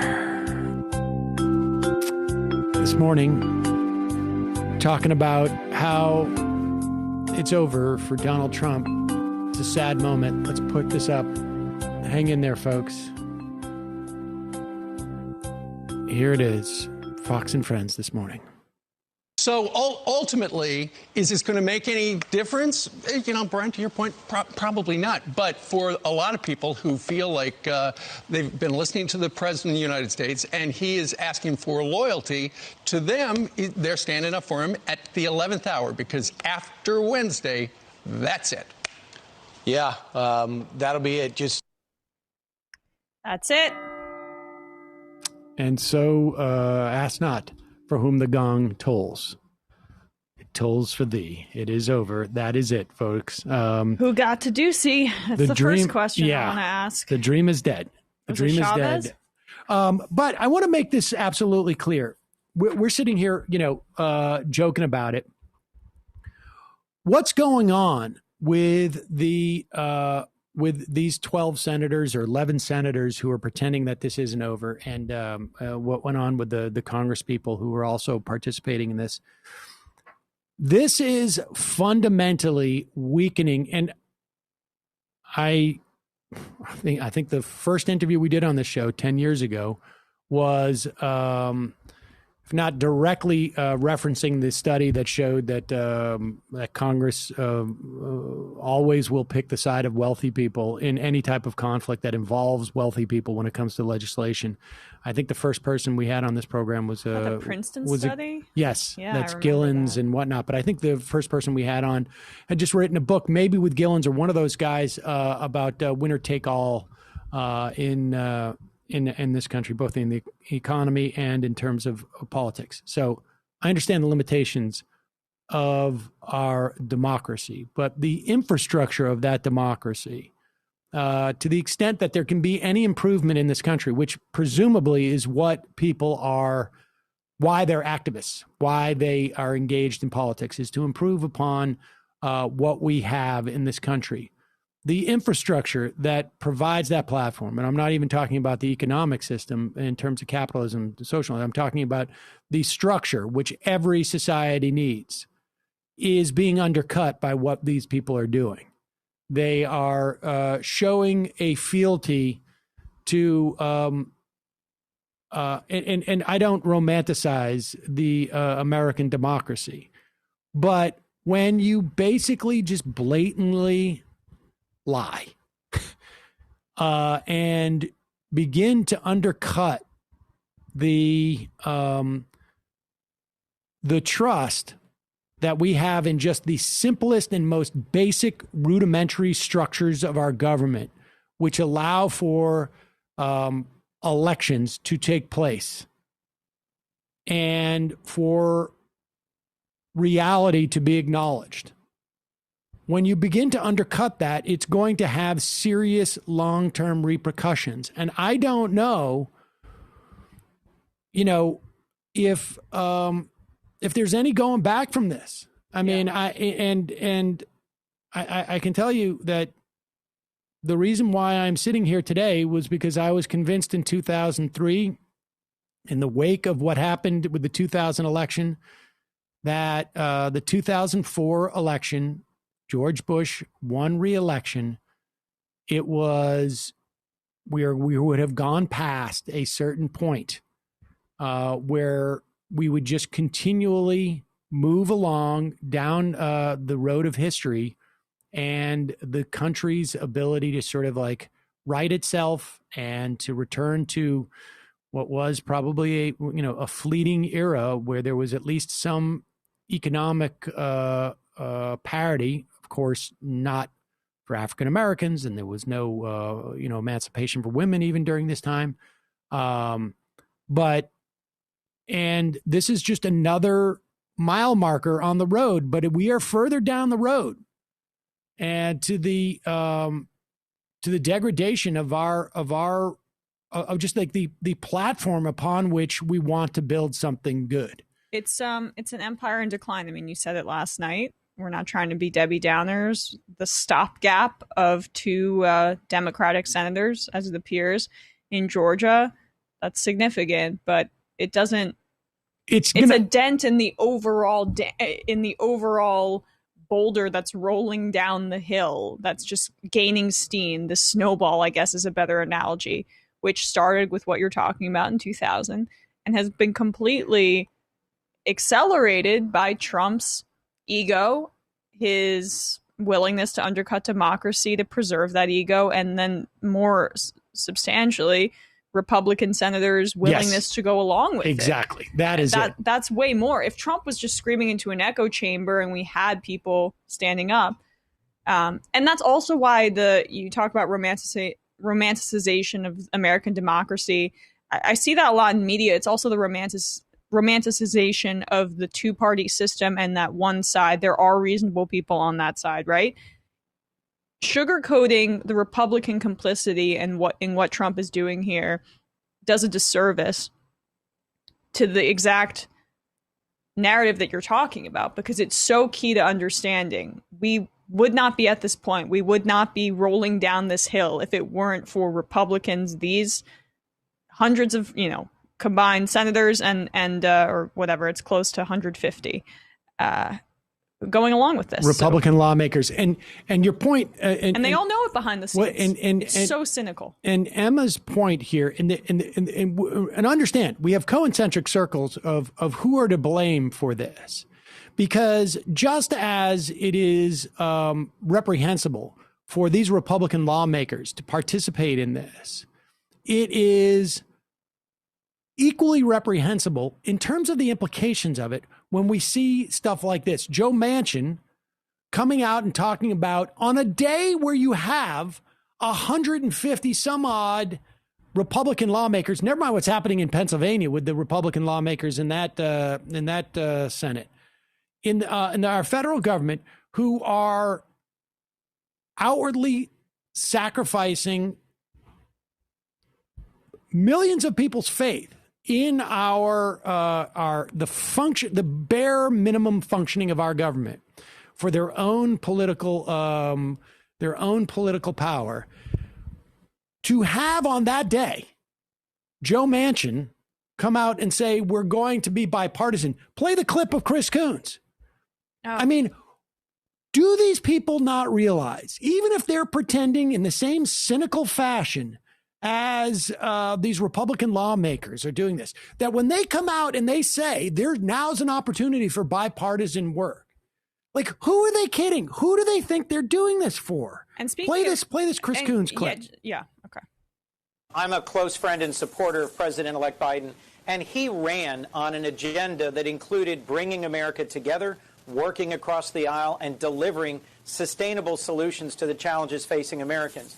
If we have a Senate that's divided 50-50, that makes it very hard to do some of the things you just suggested, like recognizing Puerto Rico as a state. And I think the message that was just sent to the people of Georgia and to the Senate and to the people of the United States by these elections last night was folks want us to stop the division, chasing Trump's conspiracy theories, trying to overturn the election, and work together and deliver real relief. But you are not chasing. I mean, here's the thing that's deluded about this. And, I actually think that Chris Coons believes this. Chris Coons is not doing this to be he's deploying this as a way as cover, because Chris Coons is not the one. Chris Coons doesn't have any ability to control what these Republicans are doing. He is completely ignoring the reality of what is going on in this country. And he can interpret this win that they voted against Donald Trump and the Republicans as a way of saying, okay, we're giving you this power so that you totally respect what Republicans want. Look, this is a joke. This is an absolute joke, and it is fundamentally destructive to our government, because it is not recognizing that you can't have a political ideology that may be different from the opposition party, and also as if you don't have expectations that they're still going to play by some very fundamental rules. It is they break the rules in a new way every year, and then we have Democrats like Chris Coons, who basically his identity is just being in Biden's shadow and speaking on behalf of Biden. He did this in the primary, and he continues to do so now. You still have them come out and say, well, we expect to work with them and we expect them to be reasonable. This is as they try to undermine democracy, and we're not talking about what happens in the halls of Congress and legislation. We're talking about how you've changed the culture indelibly of people and what they think and how they trust the voting process in this country. And they're doing so casually, like they'd order a chicken Parmesan, whatever, like at Applebee's. Like, they're doing it so easily and with such carelessness. And then you have Democrats out there that pretend like, and let's be clear, we're just in the center. We're going to come together. Coons is not deploying this because he is a nice guy. He is basically tapping on the brakes to make sure that there's no legislation that can get passed that is not consistent with his corporate buddies. Yep. Because all you need to do is go back a year and a half when Chris Coons thought there was a chance that Bernie Sanders might win the primary, and he was saying we should reintroduce the filibuster for judges. And when it became clear that Joe Biden was going to be the president, you have to worry about maybe radical judges on there, from his perception, radical judges.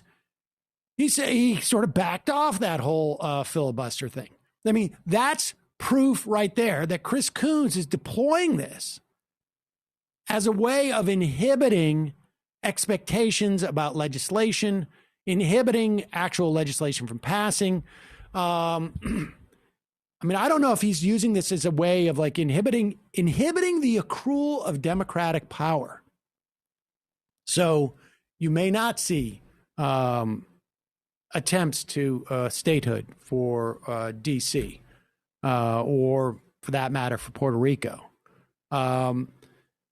One thing I misstated last night was that you couldn't do a $15 minimum wage under reconciliation. You can, it turns out, is my understanding. We're going to get deeper into reconciliation and all these things about how Democrats can actually do some things, some important things early on. but we will get into that a little deeper in the coming days. Here is what went down in the Pennsylvania Senate. This is the state Senate.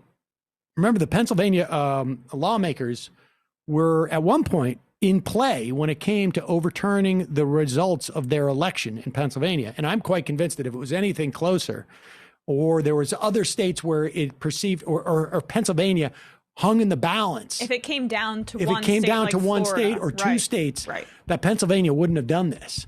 Because here's indicative of what they're willing to do when it means something for them. You have a Democratic elected state senator, Jim Brewster of Allegheny County. His election was certified by the Secretary of State of Pennsylvania. But these other lawmakers, they just wouldn't accept it. And they basically take the gavel from the Lieutenant Governor, John Fetterman, who presides over the session. Watch this. As interim president pro tempore of the Senate, a motion has been made to invoke Section 576 of Mason's Manual, a legislative procedure to replace the Lieutenant Governor who has refused to perform the duties. Mr. President, I am in totally accordance with the Senate powers under Article 2 of the Pennsylvania Constitution. It has not been acquiesced. We are not changing the process. Section But you are changing the rules as we move along. Replace the Lieutenant That is Governor with the interim inappropriate. president You are pro breaking the tem, Constitution and presiding the over laws the of the Senate. Commonwealth and The clerk violating the will call oath the of roll. office you've actually taken. There's nothing about this day that is appropriate. Nothing. And we will not lay down and roll over because you got four more folks on that side of the aisle. This is about Pennsylvania. It's not Democrats or Republicans. This is not about simply winning. It's about protecting our democracy. That's what this is. Aye. Arnold, aye. Almond. Aye. There's no roll call vote, Mr. President. It has not been acknowledged. It has not been recognized. It is inappropriate to do such. We will not participate in this farce. Bartolotta, aye. Blake. No. No. Boscola. No. Brooks. Aye. Brown. Aye. Collette. No. Corman. Aye. Aye. Fontana. No. No. Haywood. No. No. Carney. Hell no. No. Mensch.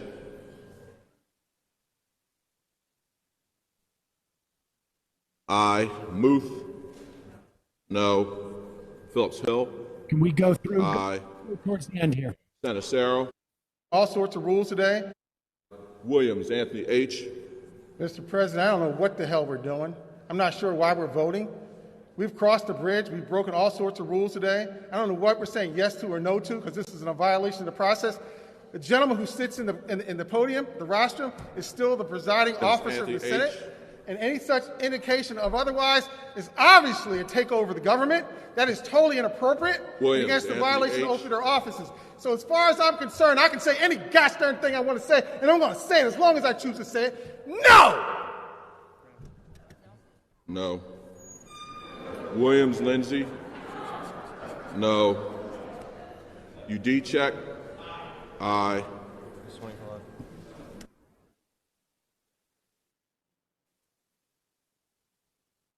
There it is. And they refuse to seat him. I don't know how that plays out, but it's indicative of what they're willing to do. And here's the point.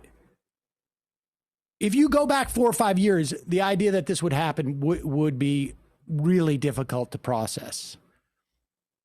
But this is what I've been talking about. What happened today in the Senate, what happened today in terms of the certification of the results, it's not going to mean anything in the Senate today, but it could mean something in the Senate in 4 years. It could mean something in the Senate in 8 years or in 12 years. What happened in Pennsylvania yesterday certainly means something then, and it's just going to build on itself. Well, it's exactly, they're taking the lead from the Trump administration, right? So this guy's State Senator Brewster, because they're challenging the legality of his victory, right? Similar Trump, just throwing out lawsuits. Now the Republicans are trying to block him.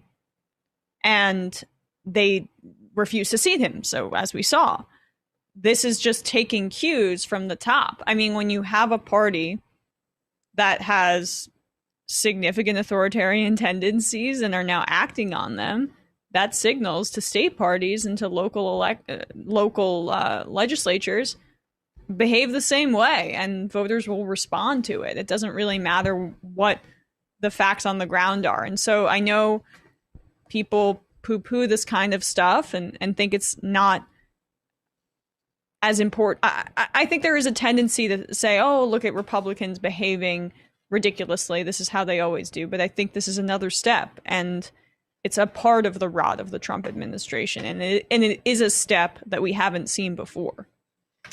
Let's go to the phones. Calling from a 702 area code. Who's this? Where are you calling from? Hey, Sam. It's Bro Flamingo from Las Vegas. Bro Flamingo from Las Vegas. How you doing? What's on your mind? Hey, Happy New Year's, guys. What's going on, Matt? What's going on, Emma? Happy New Year's. Happy New Year. I have a couple of things I want to say, but I'm actually losing a friend to COVID right now. Oh, I'm sorry to Her hear. name's Tina. It's okay. I can't see her because the ICUs are filled up. They're actually rationing care here, like in LA next door, because the ICUs are packed. I really love this woman. And then also I got evicted, corruptly, by the way, because I was supposed to get rental assistance. They still evicted me and got the rental assistance. So you get what I'm saying? So they get paid off and they get me out the unit.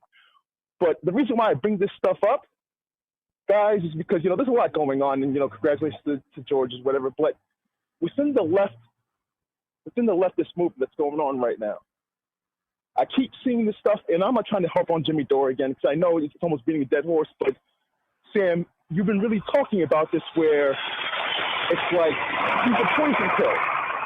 Because look at all the things you've been talking about, corruption, the Republicans attempted, no matter how stupid it is, but they attempted coup from the federal level to the state level and everything. We really have political enemies. And I've seen them up front. And I've seen, I guess it's kind of maybe a far stretch to say maybe, Tina wouldn't have caught COVID because of Donald Trump. But it would have been less likely for her to catch it if this idiot would have done something. Yeah. If the Republicans would have did something, okay? And and I see people even and the thing is, it's become poisonous in the sense that I've even seen people in DSA do this forced to vote thing, and firing the guns on AOC. And I'm part of DSA. I'm a page doing member and everything. I mean, look, we have literal white supremacists, fascists, psychopathic capitalists and their failings of stock-ups and sycophants. And you're sitting here ranting about AOC. Congratulations. Here's your juice box and a pat in the head. You failed your impromptu IQ test. Playtime is over. And it's easy for me to say this because, I'm going through it right now and everything. I understand that. I'm tough. I'll be okay. But there's other people who are not like Bro Flamingo. And we have real political enemies and real sellouts, by the way. Like, to your point, Chris Coons. To your point, Joe Manchin. These guys are chomping at the bit to throw anything that we do under the bus. Right.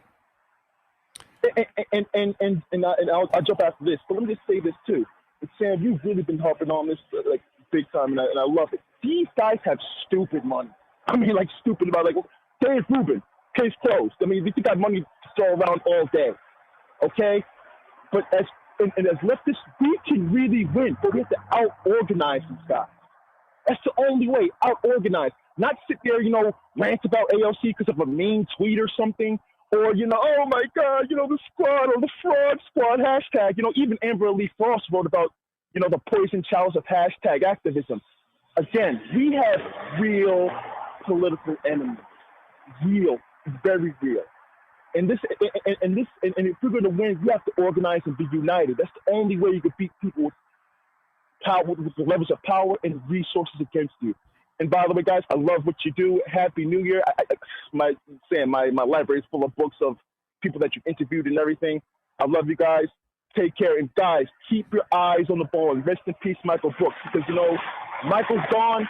We're we're sitting here talking, oh my God, well, not you guys, but, oh my God, AOC, whatever. It's a disgrace to his memory, guys. Playtime is over. Love you guys. Left is best. All right. Appreciate the call, Bro Flamingo. Hang in there. I'm sorry about your friend. Really sorry about and I'm that. sorry about the eviction. Yes, sir. And I appreciate everybody who keeps their eye on the prize and who knows who the real enemies are.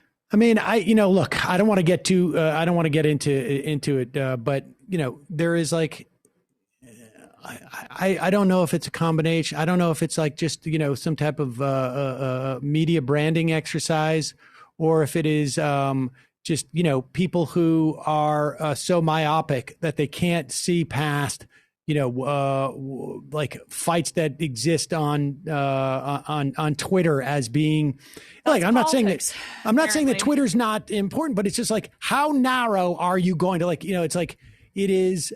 I just remember, at one point I was in Ethiopia years and years ago, and this is going to sound a little Thomas Friedman. I was talking to a taxi driver, and he was talking about this war they were having with Eritrea, and he's like, it's two bald men fighting over a comb.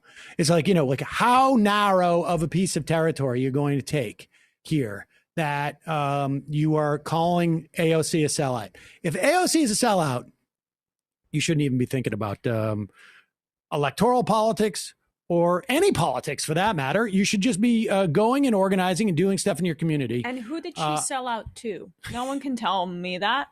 She runs on all small donors. She worried about her career as a congresswoman, which I get news for you. If you think like AOC couldn't move into the private enterprise right now, and like the woman could get a Netflix deal like Obama. She could do literally anything that she wanted in the country. She could be an actress. She could do whatever she wanted. But it really is just like, how do I position myself? It is by getting to, presumably, it's not even the left. It is getting to a contrary position, where I can step outside and be the one person who is attacking. How do I brand myself? I'm attacking people that nobody else is attacking from this direction, presumably. Right. I mean, I don't even think it's, it's a tactical argument, so it's not an ideological one. But I don't know. But I appreciate the phone call. A Venmo, PayPal for Bro Flamingo. It'd be nice to donate support memorial for his friend. Hang in there, brother. This is from DK in Chicago.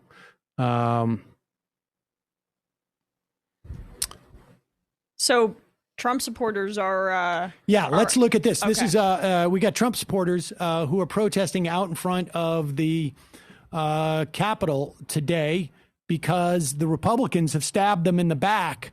And I just want to make it clear. The Republicans have stabbed the Trump people in the back, and the Trump people have stabbed the Republicans in the back, and they're all the same people, and they should all definitely be fighting. And so I play this clip with, it's really heartbreaking to see this. Cop on cop, or white on white crime. There we go. Let's go. Hey, let's go. Let's go. It's, I will say this, the amount of restraint that I'm seeing there, like I don't see any billy clubs whipping people. Now I'm not saying that there should be, but I think it's quite clear that there is a different standard when you're dealing with these protesters and others. I mean, the way that the Proud Boys were attacking the cops last night. I mean, it's where are the rubber bullets? Where are the audio cannons? I mean, it is. I mean, they literally. I'm teeing this up. They're trying to break into the Capitol building. Yep. Right now. I mean, we're seeing this right now. Here's some more. How you going, pepper spray, fucking pepper, pussy? Fucking pussy!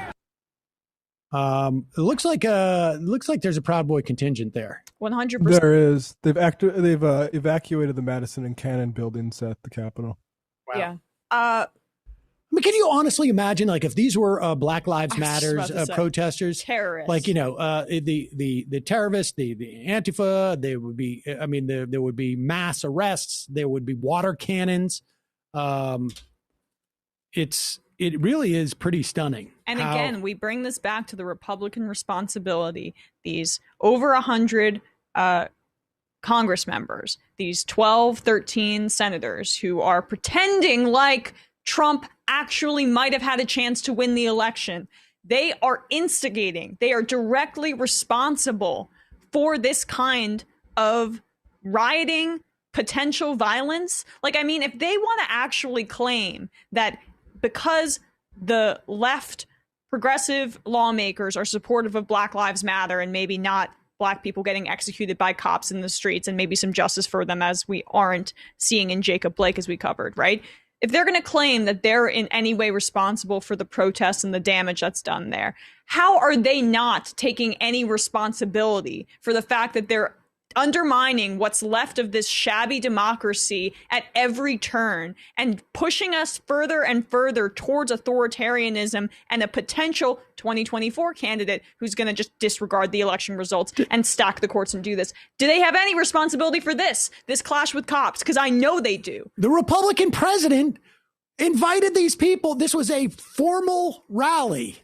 Yeah, I mean, can you imagine, like, the idea of Barack Obama, you know, going to I don't know, the protests in St. Louis. I mean, or you know, or Barack Obama going to Kenosha, you know, or when he was president, terrorist sympathizing, and having radical. a rally, and then all of a sudden they're like, you know, this is just, it's absurd. And Trump, Matt Brendan sent this. Trump said he was going to walk with these guys down to Congress and they were going to walk in together. And it's going to be like the Edmund Pettus bridge of everyone linking arm in arm except for racist lunatics, right? And then he, of course, goes in his fancy armored limo. I couldn't actually walk. I couldn't walk with the plebs. We're going to walk down Pennsylvania Avenue. I love Pennsylvania Avenue. And we're going to the Capitol, and we're going to try and give, the Democrats are hopeless. They're never voting for anything, not even one vote. But we're going to try and give our Republicans, the weak ones, because the strong ones don't need any of our help, we're going to try and give them the kind of pride and boldness that they need to take back our country. So let's walk down Pennsylvania Avenue. I want to thank you all. God bless you, and God bless America. Thank you all for being here. This is incredible. Thank you very much. We're going to take back our country from the majority of the country who voted me out. We're going to take it back. He's the president. Who's he taking it back from? Again, the Republicans control the Senate as of yesterday. This could have just been one man thrashing about in his ego, and he could have made a spectacle of himself. Right. It is the complicity of the Republican Party and their authoritarian ideology that's creating this, and it's not going to end here. It's never going to end here. We're seeing this in Pennsylvania. We're going to see it throughout other state legislatures across the country. Anti-democracy is going to snowball in the GOP. And then they'll project and pretend like it's the Democrats, it's the progressives who hate the Constitution as they march further and further towards authoritarianism. Craziness. Let's go to the phones. Calling from a 256 area code. Who's this? Where are you calling from? Hey, good afternoon, Sam. This is Jacob from Alabama. Jacob from Alabama. What's on your mind? Well, you know, with the Democrats winning in Georgia, I think, and you had a caller call in and talk about the PRO Act, and you know, y'all talked about how that would be good for unions, good for the ability of people to organize, and you know, if you've got the time, I was wondering if it would be helpful to elaborate on that. Your phone is bad. Jacob, you gotta, no. Back off just a little bit. I mean, here's the thing is that I don't know. And I I don't know if they're going to be able to pass the PRO Act. I would imagine that's something that would be not function under, it could be filibustered, and not something that would necessarily work in the context of reconciliation. But yeah, briefly give us an understanding of it. Right. Is this a little bit better? I'm a little bit further away. It's a lot worse. It's a lot worse. Come a little bit closer. Okay, how's this? That's better. Okay. Sorry about that. I'm not sure what the deal is there. And aside from the PRO Act, though, Joe Biden did he made some really big promises to the labor movement in front of like a rally of steelworkers, I think it was. He promised to criminally prosecute union busters or look into it or something. He floated the idea independently. And, with the Amazon union drive down here in Alabama, I think that he and his Attorney General nominee, Merrick Garland, they should be pushing that, really making good on their promises now that they've got the ability to kind of act via executive policy. But as far as the PRO Act, you're right. I don't think it could go through budget reconciliation. I think you would have to eliminate the filibuster to do that, and I think that's going to be really, really hard. Joe Manchin is obviously going to be one of the people standing in the way of that. Yep. I would hope that we could get President Manchin. Right, President Manchin. And I'd hope that we could get the mine workers in West Virginia to really push him to consider being in favor of eliminating filibuster specifically to pass the PRO Act. But I'll tell you what I would do if I was Chuck Schumer. I'm not Chuck Schumer, but I would be talking to Joe Manchin about like, hey, send me a list of things that you think would be really great for West Virginia to get. Yeah. And boy, oh boy, wouldn't it be great if there was a stadium named after Joe Manchin Stadium or whatever it was. And that's basically what it's going to take. But I don't know that that's going to happen. But go ahead. I'm sorry. I mean, I would be fine if we give every West Virginian a UBI. Yeah. I mean, whatever Joe Manchin wants, I think. But the PRO Act is really like, I don't want to understate kind of how big it would be for the labor movement. There are 5 broad categories, and the Economic Policy Institute, whose staff are unionized, by the way, with the nonprofit professional employees union. They have a really good breakdown of that. If you Google economic policy, I have it right now. Yeah, you can go to the PRO Act, the Working Economics blog at the EPI. Yes. And if you just put those in, you'll be able to find it. But you're right. There's five elements for it. Let's just go through it quick. The first is stronger, swifter remedies when employees interfere with workers' rights. That is under current law. There are no penalties on employers when they inhibit the right to organize. It's usually just like you got to back off and allow them to. So it would require the NLRB to go to court, get an injunction immediately, reinstate workers if they've been illegally fired, and that way, folks aren't out of a paycheck for a period of time. There's also more freedom to organize without employer interference. You tell me if there's something I'm missing here. It would allow basically the NLRB election process so you can petition to form a union and get a vote that happens quicker, so you don't have like months of attempts to inhibit organization or send propagandists in with like well done industrial videos showing about how great things are going to be here if there's no union. Right. Winning the first contract agreements when workers organize and protecting their fair share agreements.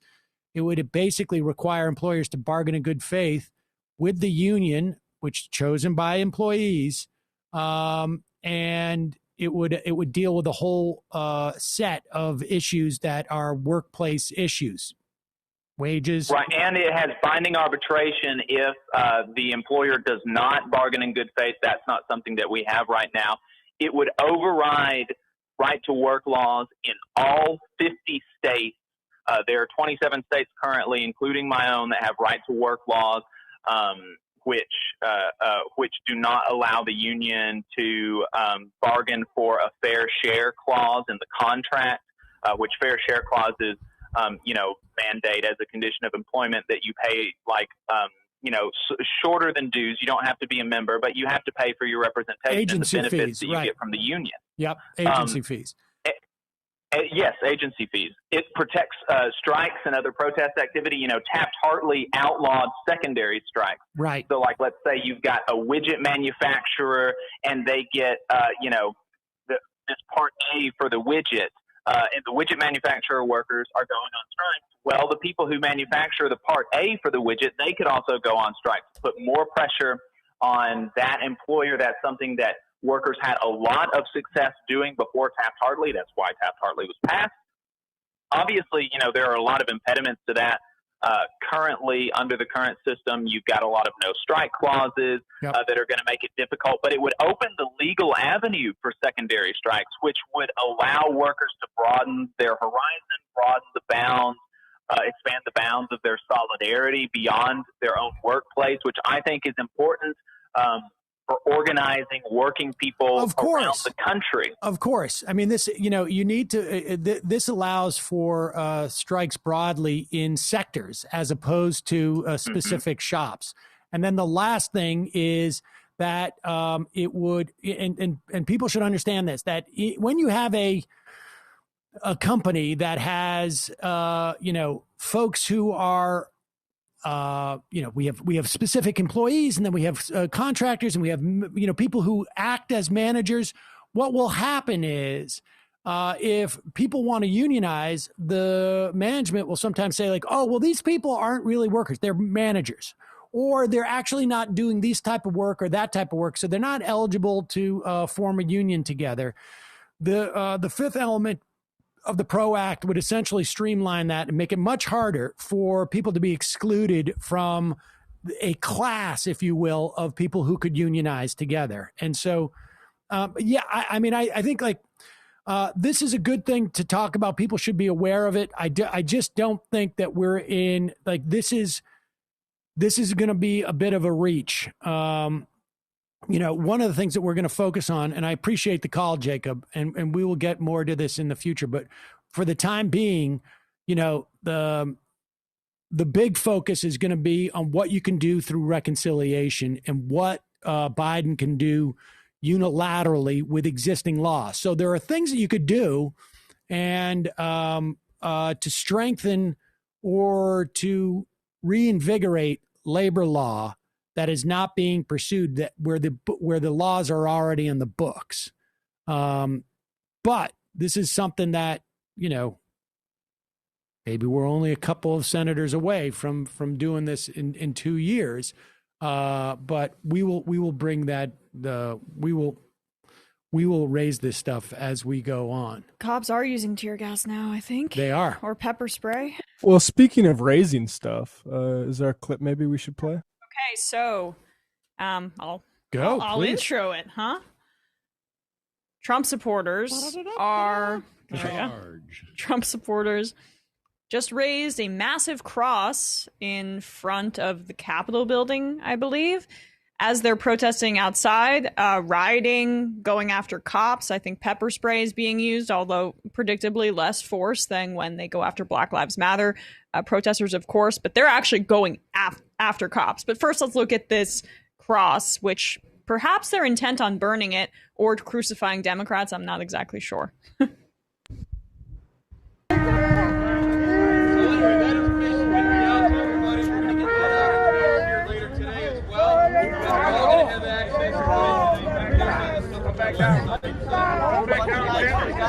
I can't quite get him to stand there. I'm like, whoa.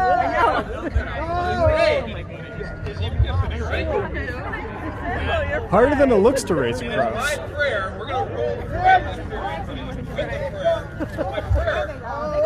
Okay. Serving in this building, folks who are serving up in D.C.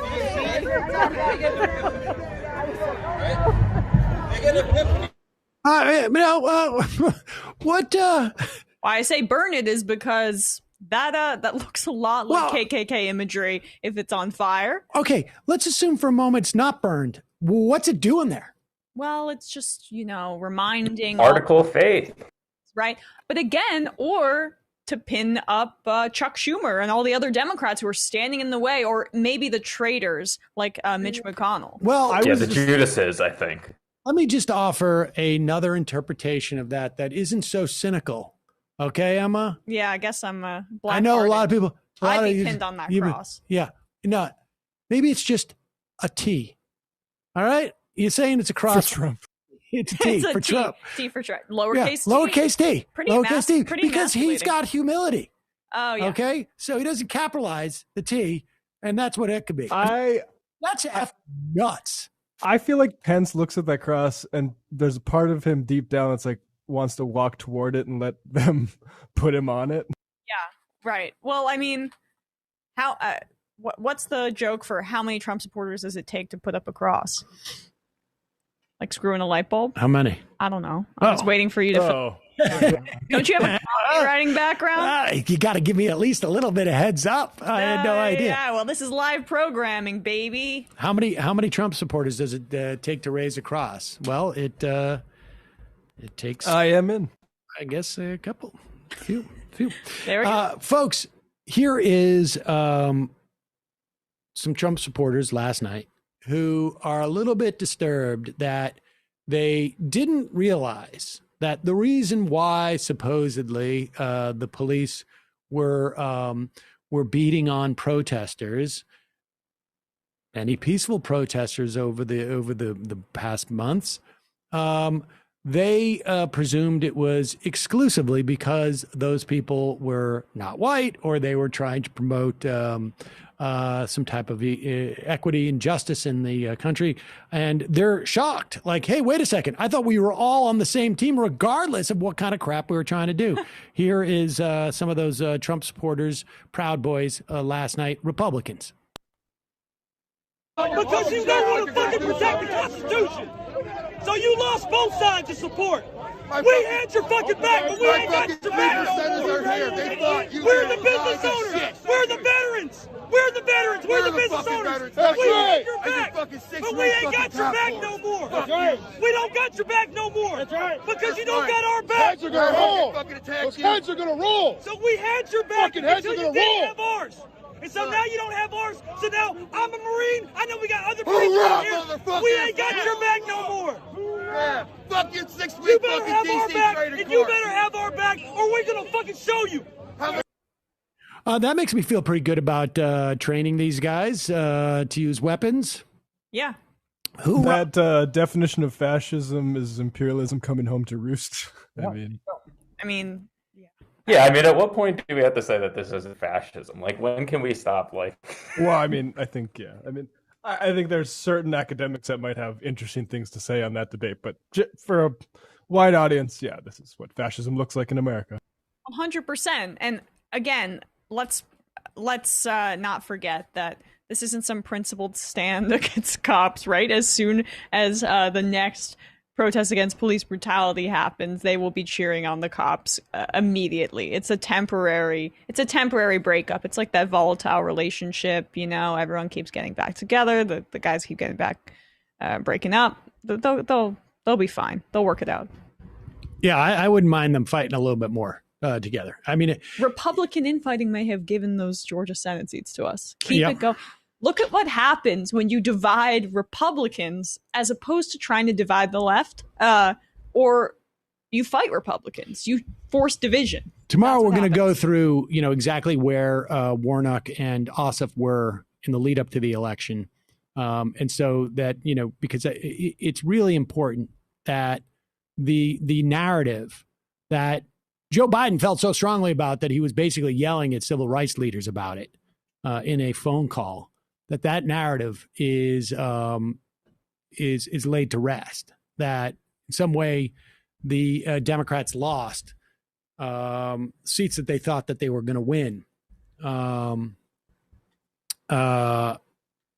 because of what folks were advocating. I mean, on the contrary, I think that $2,000 really made a big, big difference.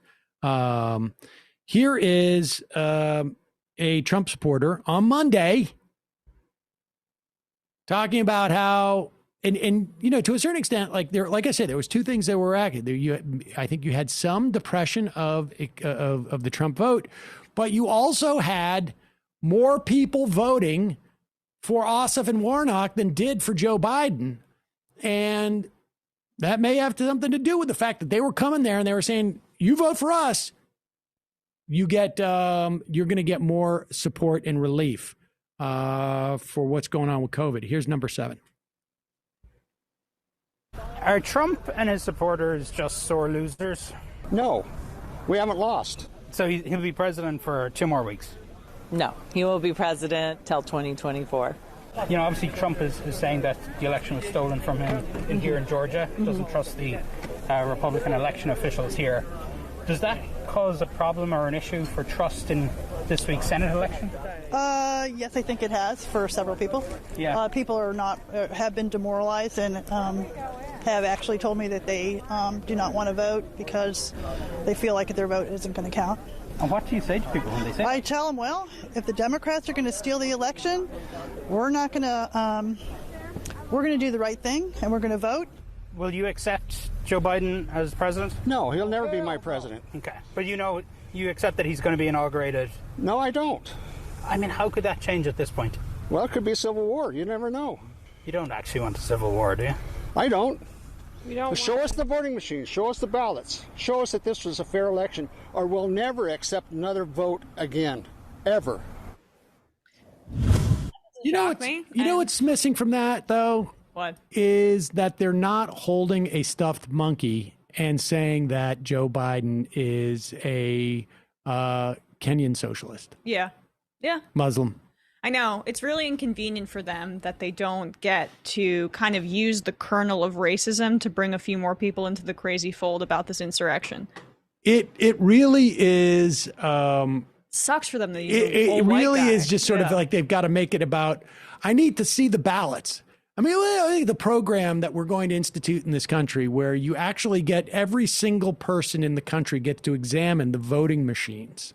And yet, it's like taking your driver's test. I mean, this is the perfect opportunity for the Democrat. We talk about there's going to be, I don't know if Meghan McCain will be able to cheerlead in a parental leave thing for the country.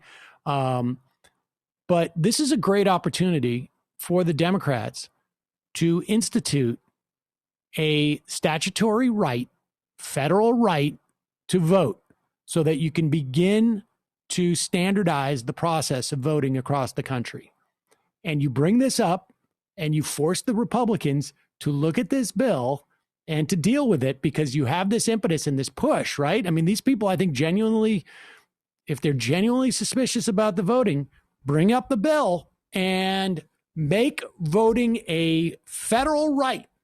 That will make it much harder, obviously, to disenfranchise people. But we do need to do this. Or normalize paper ballots. And you can have electronic scanning of the paper ballots, but make a standard system and apply it to all of the states if they're that concerned about vote rigging. But, the problem is that if Democrats take up this initiative, the diehard MAGAs will find a way to say that they're rigging it in the favor of the socialists, etc. So it doesn't come from anywhere except from the mouth of Trump. That's what's so hard when when you're combating this kind of thing, because there's very little that can be done by the opposition party substantively to curb this, because whatever Trump says goes, and a significant portion of the Republicans are going to go along with it and continue to amplify it. So what do you do except defeat them? There's no other option. Yep.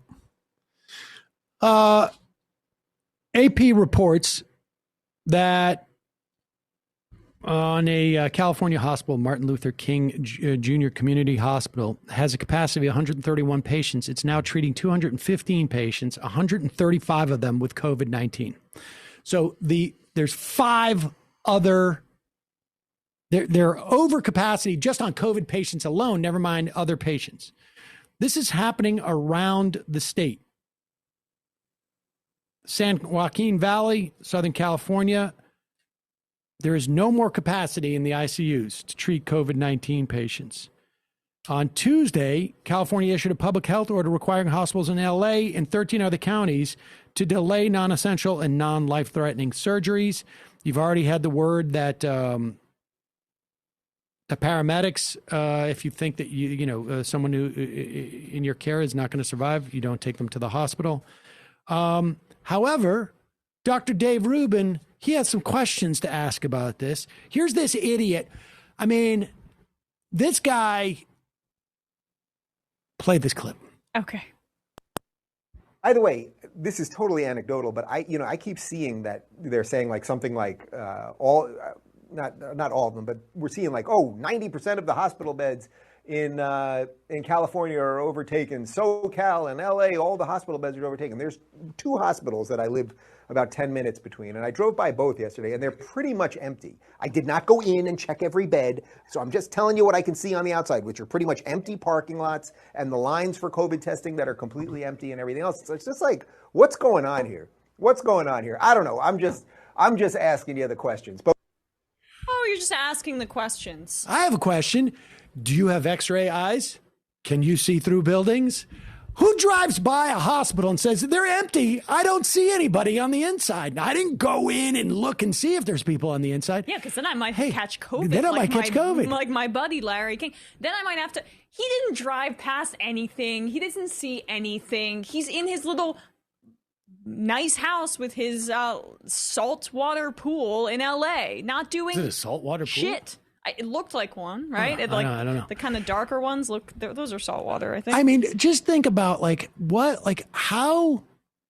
how decrepit must your soul be to sit there and think, I'm going to generate revenue for my YouTube program by pretending that a pandemic, which took the lives of 3,700 people yesterday in this country, 3,700 people died yesterday, one day. How decrepit must your soul be that as you say that and you say, and you don't even like. Here he is on November 5th. Here he is on November 5th. I just sent it, Brendan. This was his tweet. Can we all admit that the pandemic is over now? Like, at least give us that as you peddle the rest of this nonsense. He said I that drove on November by. Can you imagine, what honestly, though, it takes to, actually go out and say, how unconscious or how much just pure, unadulterated disrespect, hatred do you have for humanity that you would get on and know that you've got, I don't know, 100,000 people, more, less, millions, I don't know, on Blaze TV, what they get, and tell them this whole thing is just a joke. It's not real. And look, I will admit it's just anecdotal. It's not even anecdotal. It's just him. It's not even I'm sorry. It's not an anecdote. An anecdote would be I have a friend who's a nurse and he said there's nobody in the that one hospital. Okay, so it's just anecdotal. This is not even anecdotal. It's like half a traffic report. I drove by a place and you think COVID patients are all driving to the hospital, they go in there in the ambulance, people are parking. No, it's what the? They're all wranglers with a banner that says "I have COVID." It's not even anecdotal, and this guy is just trying to promote. I know. Even if I face value that he did drive by a hospital, it didn't seem crowded from the outside.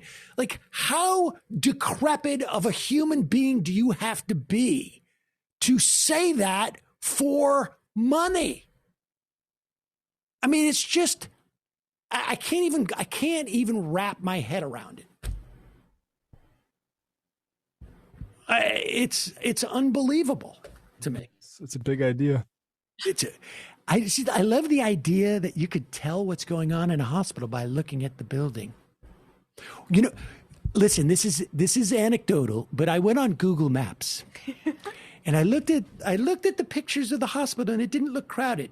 It's just, I'm just asking questions. It's anecdotal, but if you squint when you look at Dave Rubin you see the shadow of every D-list right-wing commentator. And now, so there's Dave Rubin. Dave Rubin doing his COVID denial. Here's Charlie Kirk, whose entire paycheck was the reason why he's even doing the show.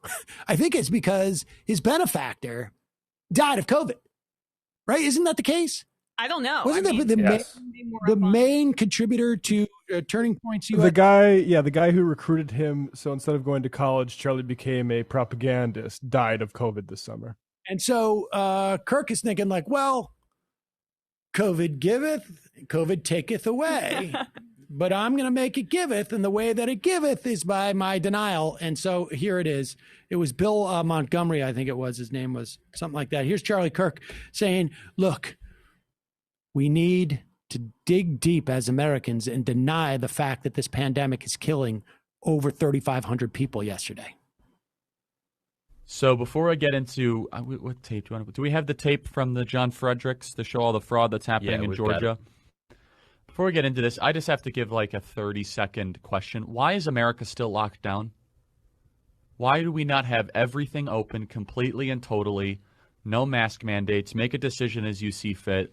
If you're afraid of the virus, stay at home.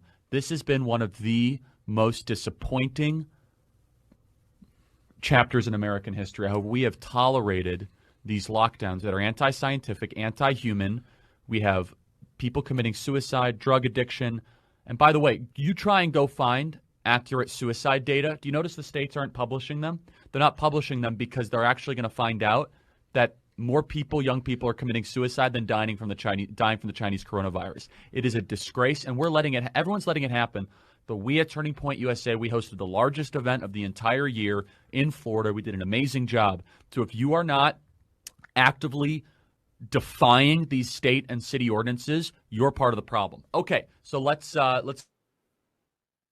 You know what the leading cause of death in the United States is, Charlie Kirk, pro-life, caring about death of people? It's COVID. I know that you think, and yes, it's disproportionately older people, that they don't count. But why are you making that differential? How is it possible for you to make that moral differential? I know, to fit his own narrative. And the only way for you to know about suicide rates is if they were being published. So you're just pontificating about how higher they are. I don't doubt that mental health and suicide rates have risen. But you know what the number one cause of death is in this country if you're trying to mitigate death is COVID. But his whole argument hinges on it doesn't matter because they're old and more young people are committing suicide. Is there evidence from him that more young people are committing suicide? Or I think suicide is pretty prevalent across the spectrum, and there are other factors that have been creating mental health issues for young people that have nothing to do with COVID and have increased suicide among young people that have nothing to do with COVID. Among those are people like Charlie Kirk going after trans kids, gay kids, their identities. Their suicide rates are much, much higher than other people. Does Charlie Kirk care about that? Did he ever care about that? When he goes off about how, there are only two genders and we should, and just going on and on about trans issues and identity politics in that area, right? He's the victim, not the people who feel so unwelcome in society, in the society he's trying to create, that they are committing suicide. So that's my long rambling way of saying he's a hack. What's also amazing is to juxtapose the notion that you have Charlie Kirk saying that if the real act of civil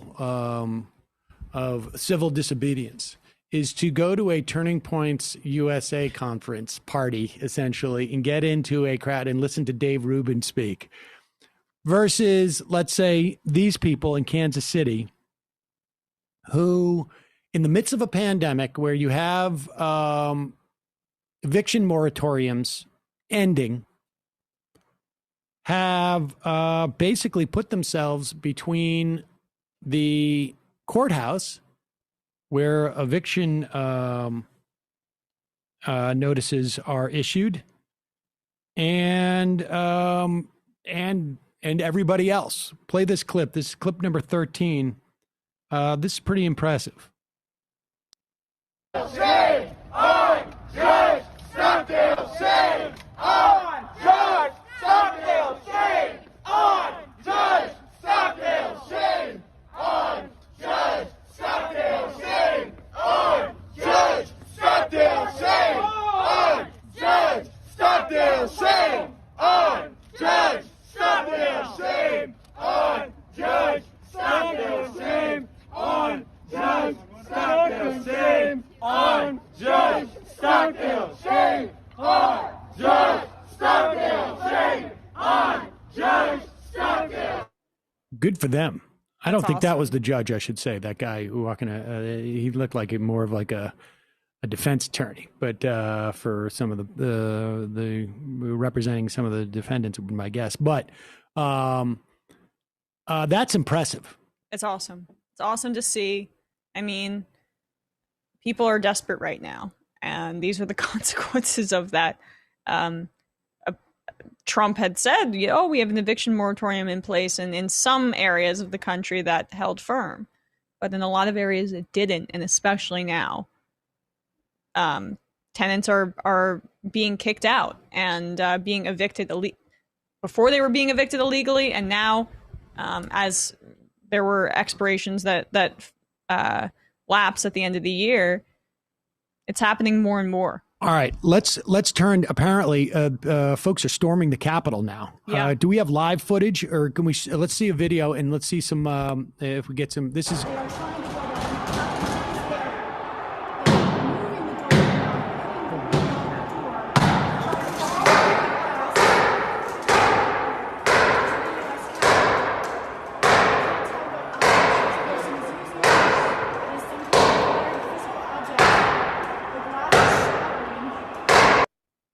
Unreal. Wow. Do we have any live footage? Can you see if there's got to be some live footage out there? Wow. And we know the National Guard have been called up, and you do wonder where they all are, because certainly when we were covering all the Black Lives Matter protests, just over there, for example, you would see masses. And it's not as if the Trump supporters made any secret about what they were planning to do today, and yet there has been a very light presence, especially in comparison to the Black Lives Matter protests that we covered exhaustively in the summer. So there are also those questions, too, about how exactly, what sort of planning was involved in what was clearly a stated objective of the pro-Trump protesters to make their presence rather wildly felt on Capitol Hill. Yeah, and it's interesting. I don't think we've actually heard from President Trump in the past half hour or so. So it'll be interesting to see what he'll say if and when we do hear from him via Twitter, I'm sure. Shihab Ratansi at the White House. Shihab, thank you. Well, Brett... It really is stunning. Oh, here we go. This is Washington Post.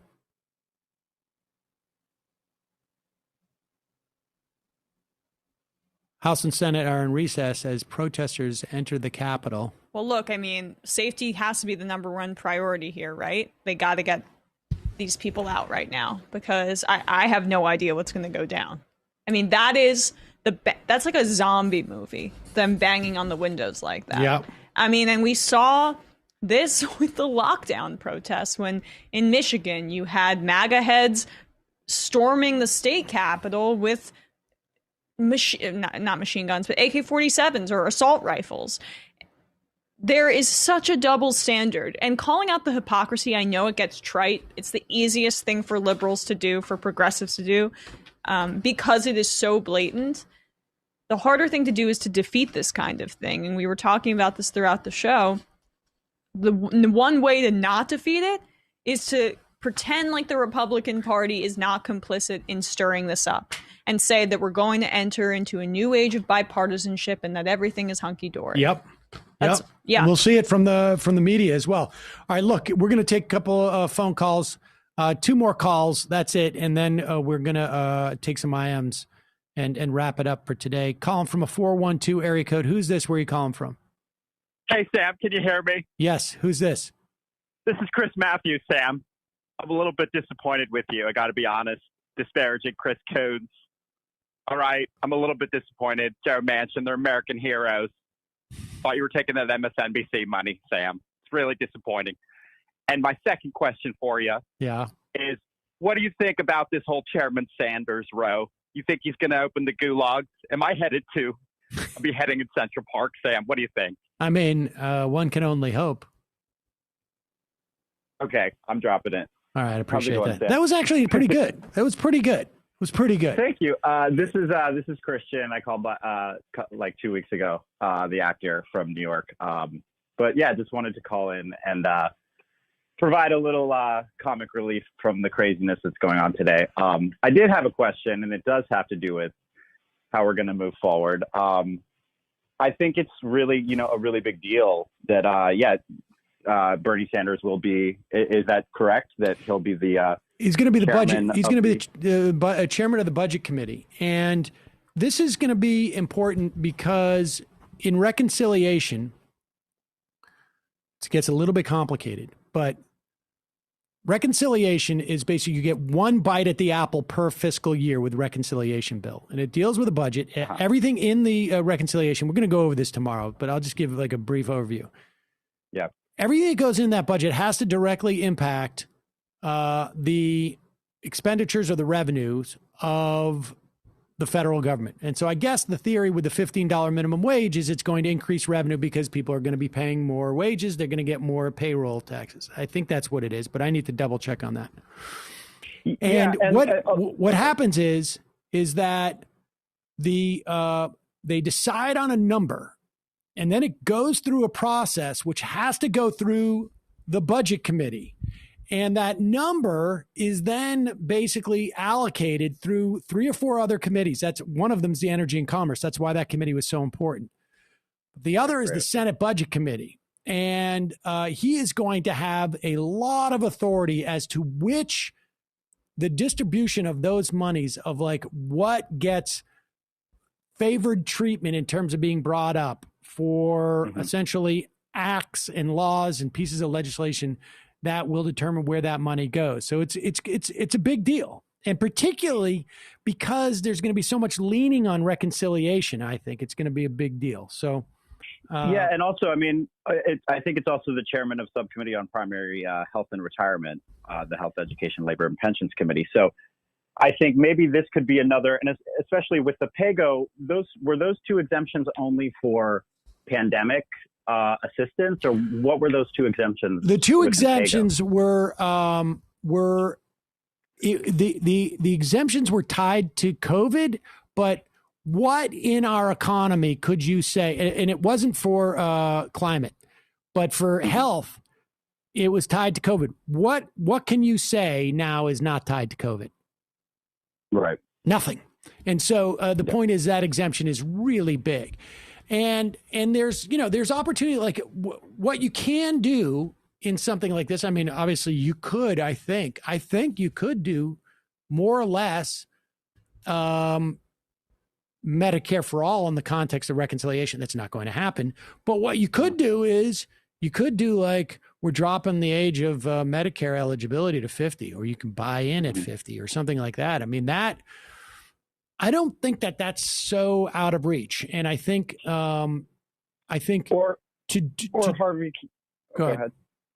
Well, I was going to say, or Harvey K was mentioning, Jacobin, could we, pass something like Medicare for all kids, or yes, that's what I'm saying. Well, we have S-chip, but you could have like automatic enrollment, and I mean, I think ultimately the way that we're going to get to a Medicare for all is you're going to expand it on the child side, and you're going to expand it on the, you're going to broaden the definition of who's eligible on the older side. And it's just going to keep going like this and this until we close it. And I don't know where you hit a critical mass, but I mean, if you could get down below 50, if you could get down to 50, and I mean, obviously that's a little bit self-serving because I want that. But once you get down there, I think the push is not going to be that hard. Or also, it's like, voting, forcing the vote on something like a public option or something. Yes, I think there's going to be expansion of all that, I think, but we'll see. But call back in. Just one last. Go ahead. Just one last thing I just want to say. I think, it's important, like within this whole force the vote thing, I think it would have been better for something like a million Medicare for All march, a million Green New Deal march. I think that's the key. We have to recognize the limits of electoralism and build the movement outside. I think something like a hashtag Medicare for All march. There's a big conference that's taking place, I think, on the 23rd that the nurses unions are doing. And then, yes, I think that's what you need. You need these type of you need to build like a mass movement, not just a group of people who are willing to say yes on a poll, but you need to build a mass movement and educate people and create this outside pressure. And then what percentage of labor, is supportive of it? Well, that's part of the problem. That's part of the problem is that, because of the attacks on labor in so many different ways, one of the few things that becomes, at least labor feels like, is that they are afraid that they won't have health care as a selling point for labor. But appreciate the call. We got to go because I want to see, do we have more live footage of what's going on in the Capitol? Let's see some more of this. Multiple police officers injured as well, and yet they're...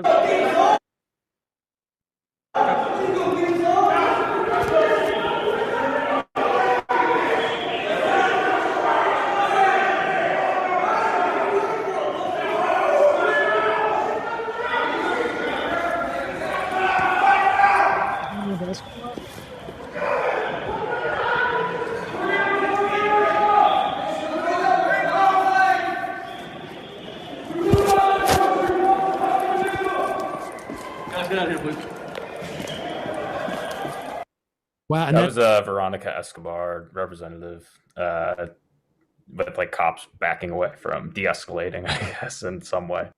Ilhan Omar just tweeted that she's safe. They're all in lockdown right now, and Trump supporters set off a fire extinguisher in the middle of the Capitol building. I mean, well, like if you are Ilhan Omar or you're Rashida Tlaib or AOC or, I mean, the hatred that these people have for them in particular. And I mean, I would be very, very afraid for my physical well-being in that situation. Do we have more live footage? We have that. No, we've played everything. The Capitol Hill there. Well, let's go to the White House, where Shia Bratansi can join us. And also, Al Jazeera's cameras on outside these here. live pictures. Shia, you know those buildings. I mean, how difficult is it to get to the areas where we can see protesters have got to? You can't get on the steps, really. I mean, there's always a Capitol Police presence there, so you're not supposed to be on the steps of the Capitol. I'm just to bring you up to date, though, we do now have comment from Donald Trump, the president, from here in the White House. He tweeted about 12 minutes ago. Real shame. As these barriers were being breached around Capitol Hill, but not about the demonstrations. This is what he tweeted. Mike Pence didn't have the courage to do what should have been done to protect our country and our Constitution, giving states a chance to certify a corrected set of facts, not the fraudulent or inaccurate ones which they were asked to... Sorry, but there's another tweet Trump just tweeted out. Please support our Capitol Police and law enforcement. They are truly on the side of our country. Stay peaceful. Yeah. Well, multiple officers injured, apparently having to be carried away. Well, we're still obviously criticizing Vice President Pence as we sort of... Yeah, House is in recess right now, so... All right, let's take one more phone call, and then we'll take some IMs and get out of here. Calling from a 570 area code. Who's this? Where are you calling from? You are the final call of the day. From Pennsylvania. Wait, who is this? Kevin from Pennsylvania. Kevin from Pennsylvania. Yeah, a couple things. I'm watching on TV. There are barely any Capitol Police apparent and anywhere. Oh, dude, your phone is bad. I hear what you're saying, though, that the Capitol Police are not, they're letting them basically roam free. I just saw the CNN footage about how they're just roaming free throughout the Capitol. Yeah, but also with the vaccine rollout, just real quick, that's my background. Yeah. A couple things to point on is, number one, the mRNA vaccine that's being released now is being released by companies in the U.S. that have no vaccine background. So the rollout and not working with the federal government is really causing that backlog. Moderna and Pfizer are not traditionally vaccine companies. Okay. So that is probably one of the reasons, and not only that, because of the storage requirements for those vaccines. They have to be kept at a very low temperature, so the fact that they're way behind is not surprising. And the fact that the Trump administration hamstrung the FDA is also a problem. Right. In addition, this type of vaccine also only is going to go with the one strain of COVID. A genetically based model based on what they've seen. So these new strains will not be protected. That is not. Wait a second. Now, wait a second. I got to challenge what you're saying because I have not read that at all. That this has to do with the with the structure of the strain, and that there's no indication that these vaccines won't work with this other strain. Does it as a protein spike? Yeah, that it deals with the protein spike. Yeah, but these are individually made for each one. So I honestly, your phone is bad, and I'm very hesitant to particularly if I can't hear what you're saying specifically, to even suggest that this vaccine won't address this other strain, because I have not read that anywhere. I would need like a citation for that. Vaccine. Okay, your phone's also a mess. I'm sorry, dude. Try and call back another day, and we can have more of a talk about this. Sorry about that. I wasn't just going to let that hang out there, particularly not being able to hear him. I mean, I'm sorry that I'm just enraptured by this, but I'm just trying to get as many updates as I can here. Like, the police and MAGA heads were like clashing inside the Capitol building too. I mean, doctor from New Jersey, your vaccine expert caller is wrong. An actual doctor. Thank you. The South African variant has shown some resistance to the protein spike block, but there's no full study that has been. There has been some articles. Let's go to the IMs. We'll answer. We'll take some of these IMs, and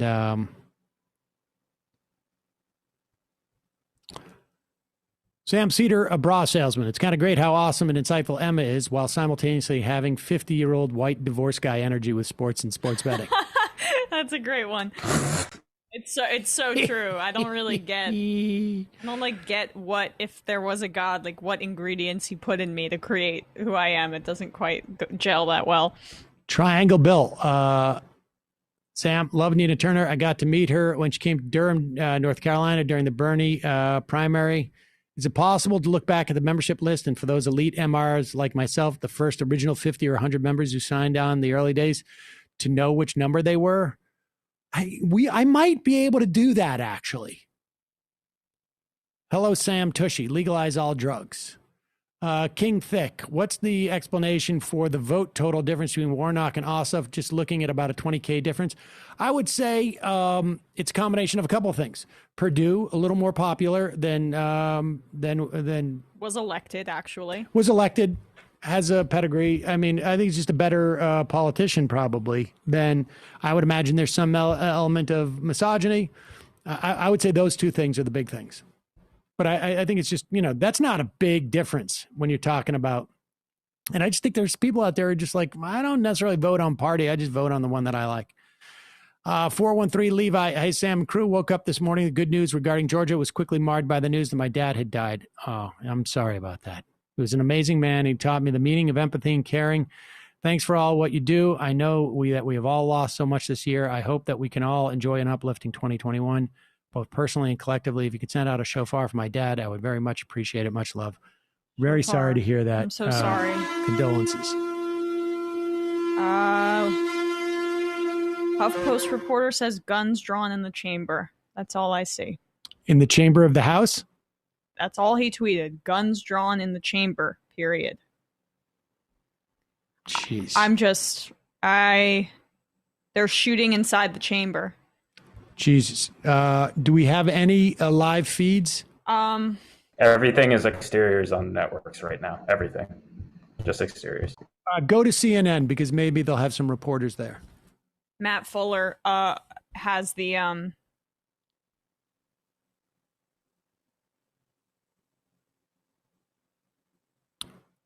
Can you get CNN or something like that? Don't forget Nina Turner on Nomiki's show at 3 p.m. I'd be curious as to her take on this. Let's see.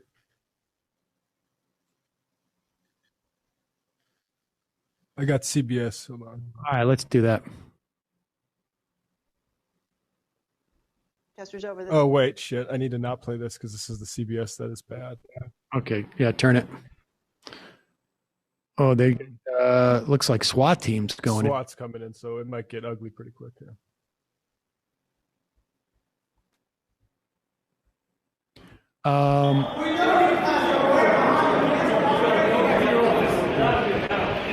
Yep. On it.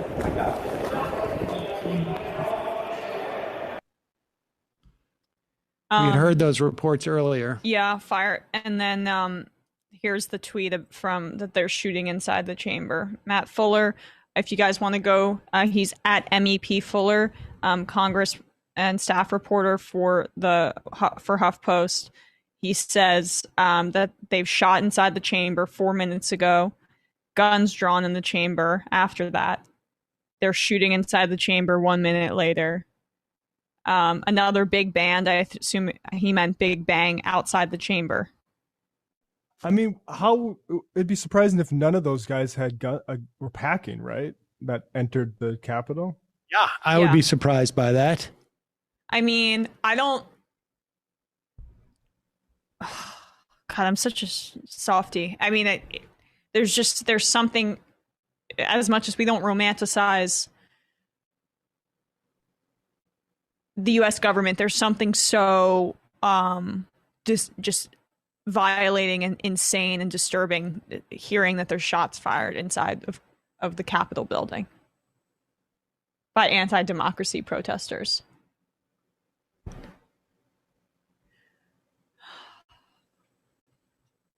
I mean, this is what Trump wanted, right? And this is what the Republicans have brought about. I mean, that's, I'm sorry, you enable this stuff, and that's what you're going to get.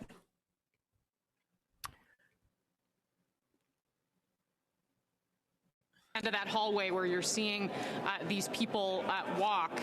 Our producer in the chamber. Sound. Of transition to a new president. By the way, we've had quite a few folks make inquiries. The vice president-elect, who of course is also, because she's still a sitting senator, Kamala Harris, is safe, but they are not sharing the location. But she also has Secret Service protection. Are we sure that the Speaker of the House is safe, Congresswoman Slotkin? We've heard that the Vice President is safe, and of course the Senate pro tem. But what about the Speaker of the House? Right now, all we know is that the folks who are on the floor, which includes the Speaker, we're told to stay inside on the House floor. She is not able to get from her office, get from the floor to her office without going through Statuary Hall, which your screens are showing is full of protesters. My guess is her security has taken her somewhere on the floor that is safer. That is my expectation and my hope. And we have to just put our faith in the law enforcement officers who are here to protect us and protect order. But we are having a hard time communicating with folks who are still on the floor. Let me make it. For what it's worth, all of our phones are getting the alerts here because we're watching. When you had those Tea Partiers who were spitting on congressmen that were coming in 10 years ago, I guess it was now, 11 years ago. And this is what we're talking about. Like each moment like this builds upon the next moment. All right, bring back the sound on that. Bring back the sound. I want to see some of that. No. defend the Michigan election results if indeed we get back to business today and if indeed there's an objection to the Michigan results. And one of the things I talked about, especially as a Democrat who represents a Trump voting district, that if anyone thinks that we can just go back to our own silos, where we all have everyone who agrees with us and not engage with each other as Americans, it's kidding themselves. And we have to figure out. We have to reach out to the people that are breaching the Capitol. Are you serious? Are you fucking serious right now? Who's making them? We're going to have this cycle, this pendulum swing. She's basically saying we have to understand what these people are saying. Jesus. Was that Elise Slotkin? Yeah, no, we have to adopt my politics now. Now that my colleagues are being shot at. Excuse me.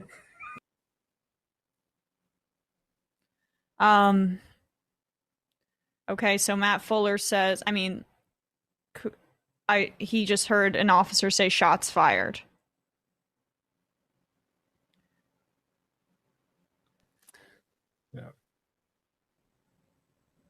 It's odd that he said stay peaceful, given the fact that this crowd is not peaceful. So there's no way that they could stay peaceful. They have already stormed the Capitol. What would you want President Trump to tweet right now to de-escalate this? What I'd want the president to do is shut the hell up and get out of the way. I mean, the guy is he's like cancer. How much more can you give me? At some point in time, if he's not going to do the right thing and tell him to get the hell out of the Capitol and act like they've got some sense, then just shut up. He stirred them up. He got this whole thing going. This is as close to a coup attempt as this country has ever seen. That's what you're looking at, folks. That is what you're looking at. And it's absolutely ridiculous. Absolutely ridiculous. And a lot of people are responsible for this. Well, absolutely. This is sedition. We have been saying this now for weeks. This is sedition. This is attempting to undermine the rule of law through use of force. They've done it. And they're not attempting. They have done it. Right. Is there any way President... this is crazy. Go ahead. They've got to gain control. They got to gain control quickly or it's going to get worse. This is not even nightfall yet. And you still got to deal with that. Right, you need to get them out. You need to get them out of there before night. Before night, that's an excellent observation. Because it's going to get worse. It's not going to get better. It's going to get worse. But why haven't they? I mean, we knew this day was coming. We knew that President Trump likes to stir the pot. That's how you put it. I would say he likes to create stochastic terrorism. He likes to demonize and good word.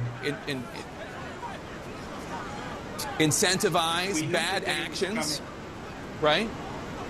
We knew the day was coming, but I don't think anybody could have anticipated that people would have gone this far to seriously overrun the United States Capitol. I just don't think, and I'm sure the Capitol Police had extra people on duty, went to 12-hour shifts, all days off canceled. Every department in that region has activated their emergency plans. Who could have anticipated this? I mean, I'm watching it, and it's like watching a bad B movie. I haven't seen anything like it. If I seem a little upset, it's because I am. I mean, this is the United States of America. That's our United States capital. It's disturbing.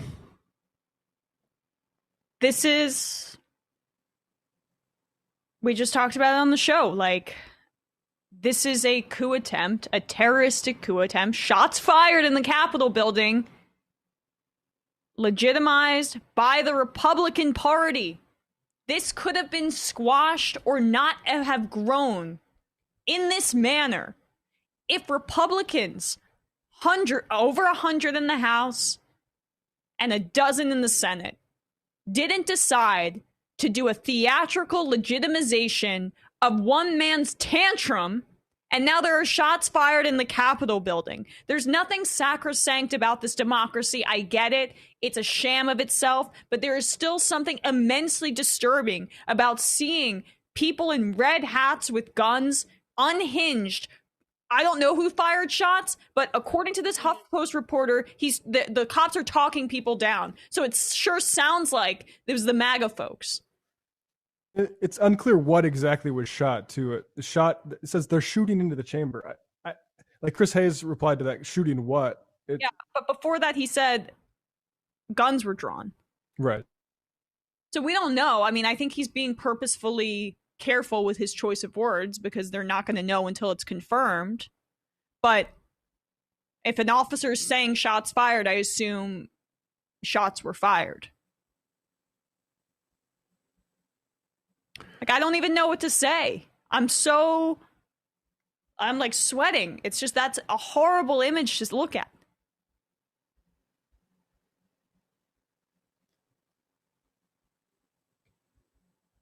I mean, this is,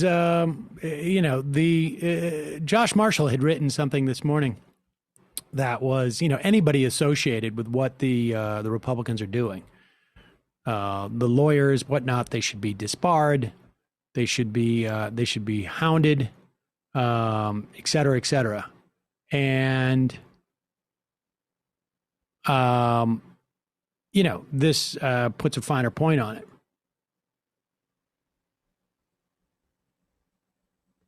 I mean, it's not as if we haven't seen them do this to state capitals before, within, the memory of a small child. Thing is that, because the Michigan thing was allowed to be encouraged, because the media, frankly, allowed for Republican politicians to not come out and unilaterally, unequivocally denounce what was going on in Michigan, it just builds. You just each time. I mean,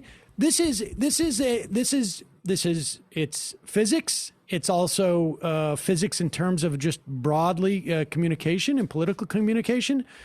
You push things, you create oxygen, and you create space for stuff like this to occur. I mean, that's basically what it is. This is a Republican phenomena, and that needs to be specifically a Republican, not even like a ideological one. There is smoke pouring out of the area by the House chamber. That was 6 minutes ago. I'm watching a video. Unclear what that is, if that was from the fire extinguisher or what. The Defense Department has just denied a request by D.C. officials to deploy the National Guard, according to Aaron Davis, who is a reporter for the Washington Post. That seems a little concerning. Suspect.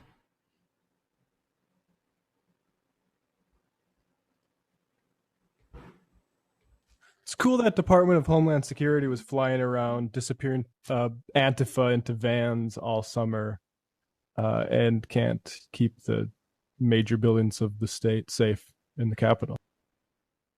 The HuffPost and the reporter has a all right. The HuffPost reporter from inside the chamber has a video. I don't know what it shows because my computer's on mute, but if anyone wants to show, I don't know. I don't want to mischaracterize what's happening in there because we're not there. Chuck Woolery's going like, I don't see anything wrong with this. Scumbag. All right. There's a 6 p.m. curfew in Washington.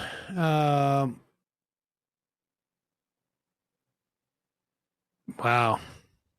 3 hours to go. Well, folks, we've got to wrap this up. Head over to Nomiki's show, youtube.com/Nomiki. The Nomiki show, she'll be having Nina Turner on. I imagine they'll be talking about this as well. This is, it's pretty stunning. The idea that Mitch McConnell is getting any type of praise for his stupid institutional speech today after he has allowed this to go on for years, really. It's pretty shocking.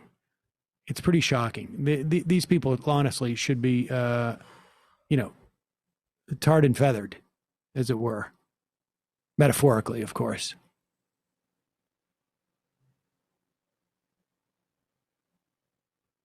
These people also, it is sort of stunning. You can just, if you want to make the argument of like two different responses in terms of police and authorities. This is just so easy.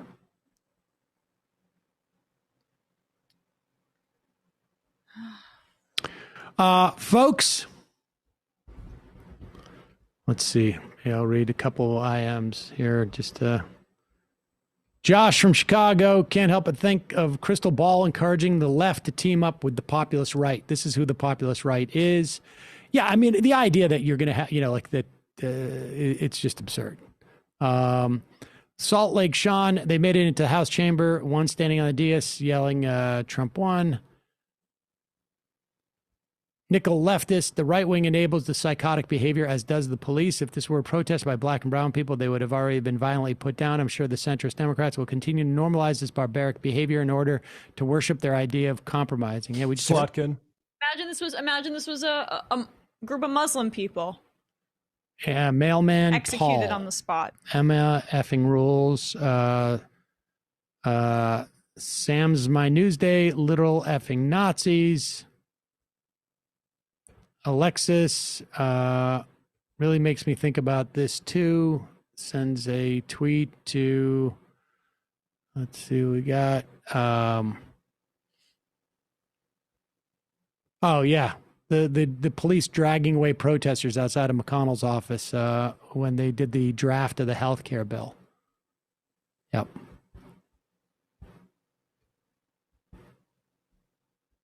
Really is pretty stunning. A lot of people want us to keep going. Kevin M.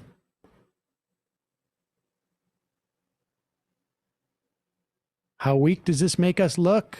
Referring to the storming of our Capitol? You mean as a country? Militant apathy. I was on riot control until 3 years after the Seattle WTO stuff went down in 99. By 2005, every police department had all this riot control equipment, and we were stationed throughout the city with jump out vans and buses. If they had the intel, they could have shut this shit down in one day. They obviously had no intent to control this. This has been allowed to happen. DC needs statehood. I agree with that sentiment.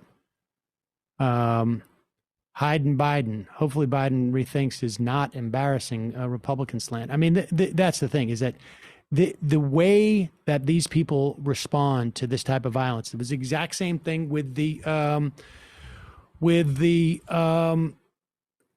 Tea Party. This validates them. This is going to validate. You're going to hear more of like the Elise Slotkins and that attitude. And this is what you should push back. The idea that this is going to validate. Look, what's the grievance here? Right? Like I am not responding necessarily to the tactics of these people, although I don't think you bring guns into this situation. But what's the grievance? Like, what is the grievance? It is completely fabricated. It is completely fabricated. Donald Trump did not win the election. No one in their right mind believes that. No one. So it's not even like, what they're doing. Can I imagine the validity of like a storming of a Capitol? I mean, in certain instances, I can. But what is the grievance? What is the grievance? It is nothing that is acceptable. That is nothing that is even acceptable as being real. And that's why this is really incredibly reprehensible. If these people were starving, if these people were protesting, food assistance being cut off in the middle of a pandemic, I don't think that the violence is appropriate. I don't think there should be guns. But the idea of like, we're going to go into a Capitol building, we're going to occupy a Capitol peacefully or something like that, which they're not doing, but within the, not quite the margin of error. But if there was a grievance that was like based in anything close to reality, but it has been promoted by Republican lawmakers in a way that you would never, ever see Democratic lawmakers promote anything, any type of grievances like this. Promoted by Republican lawmakers, multiple people who ran for president, people who will run for president, and they know it's nothing. They see the political value of it, but these people cannot be, there is no reasoning with these people. There should not be a place in the Capitol where any of these politicians who involve themselves in this total fabricated charade, totally fabricated charade, should be allowed to walk through the halls without like an adjective in front of their name whenever they are discussed on the news or whatever it is, the disgraced, whatever, you pick it. Their fellow lawmakers should shun these people. They should be treated worse than you would treat someone who was, well, I don't think lepers should be treated, but these people should be radioactive for their participation in this. And make no mistake about it. It's like, where do they think this is going to go? So Trump just incited a riot. I'm kind of stealing this from Jamel Bowie on Twitter. Tried to basically put himself back in office, install himself. It's a coup attempt. It may be squelched, but how do you not arrest him? I know we won't. But and now the National Guard, the DC mayor's request is denied for the National Guard to go squelch this. Right? Request denied. What is that? What does that add up to? We're so numb to all of this at this point. But together, all of that adds up to like, okay, we're talking about some sort of coup attempt. And it may not be well executed, and it's not going to happen, but it doesn't matter. Oh, man. So Ezra Klein, I wonder if after this, McConnell's going to be able to hold his caucus together for relentless obstruction. Do people not remember that people brought guns to town halls about health care? It's just stunning to me. And what did that do? That gained them respect. You had a president who was like, we're going to break the fever. We're going to work with them. I mean, give me a freaking break. It's unbelievable. The only thing that sort of like resonates in my head over and over is like Gore Vidal coming in to the studio, 15 years ago and talking about the United States of amnesia, and me going like, I don't get it. I don't get what you're talking about. I really don't get what you're talking about. I don't understand. What do you mean, the United States of amnesia?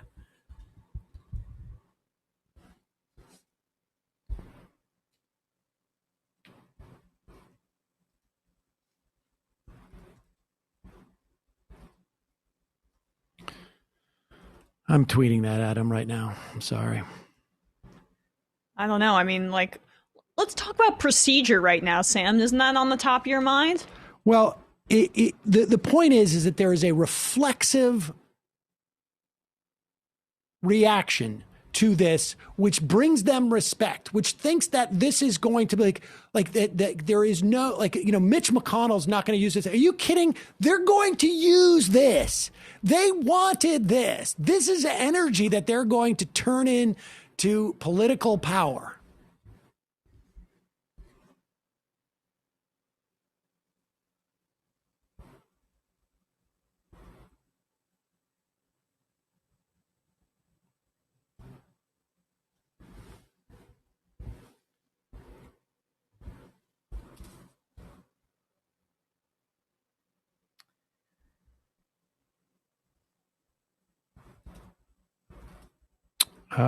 Do we have any other footage or anything like that?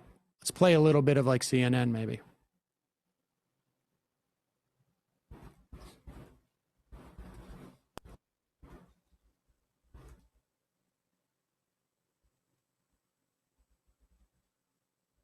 I mean, they need to get everybody safe, I think, when we're not. And some guy apparently posted a photo from inside Nancy Pelosi's office. So I don't know how much of the buildings they have under control, but I mean, staff and reporters, I think, and the Congress people themselves, getting them to safety. I think it's crazy that we don't even know that that's confirmed.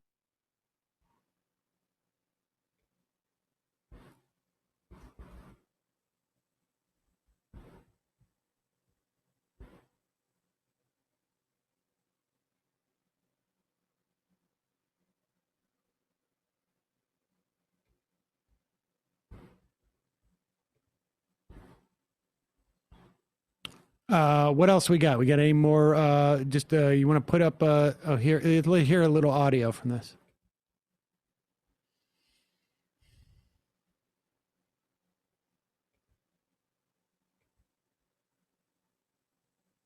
Thought that this was going on. You see these protesters. We don't know if they're armed or not armed.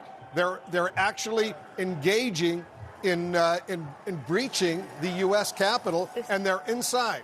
Absolutely. I mean, we are seeing a coup attempt playing out as we speak. It's a remarkable scene, Wolf, and it's also remarkable that given what we've known was potentially going to happen, that basically the Capitol Police and other law enforcement, they have had to scramble in this last hour or so to try to get help. They've needed more help, and it certainly raises questions as to why that wasn't there and readily available. But as I told you, my one law enforcement source I spoke to said, we are stretched thin. We do not have enough people. Yeah, and I want to show our viewers that picture, what's going on in the well of the Senate. Look at this. Look at this, John King. You and I have covered Capitol Hill for a long time. A protester is sitting there on the Senate floor, where normally the president of the Senate, it would happen to be the vice president just a little while ago, a protester is sitting there in the well of the U.S. Senate. John, who would have ever believed we would see anything like this? And there are, sadly, Wolf, some people who will find this funny, or they'll say it's just a prank, or they will say, look at this picture, nobody in this picture is getting hurt, and that's all true. But it is part of something that is bigger and that is dangerous, and that simply, forgive me, we are a nation of laws. That is what the Republican Party says that we are, a nation of laws, a nation of rules.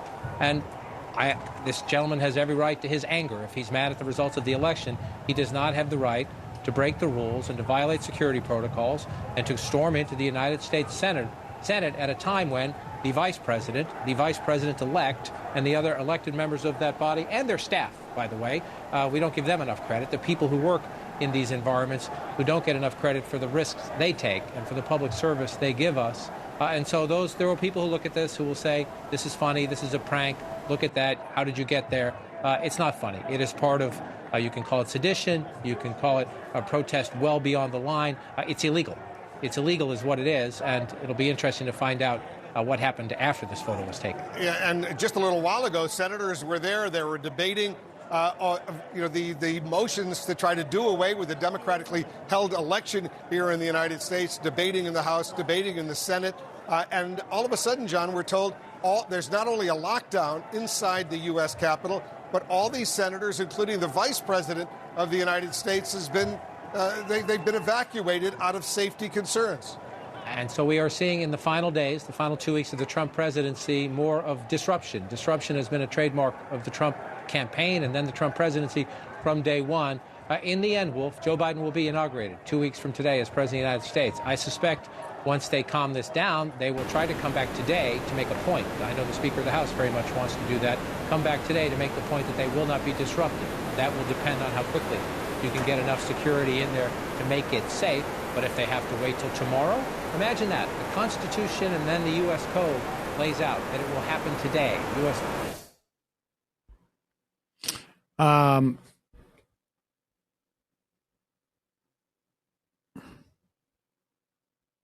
Go to PBS here. And they don't want to see those electoral shot CPR in progress, according to Lindsay Watts at Fox 5 DC. Wow. What was that? DC paramedic source says one person shot in the Capitol and they're performing CPR. There you go. Post that up.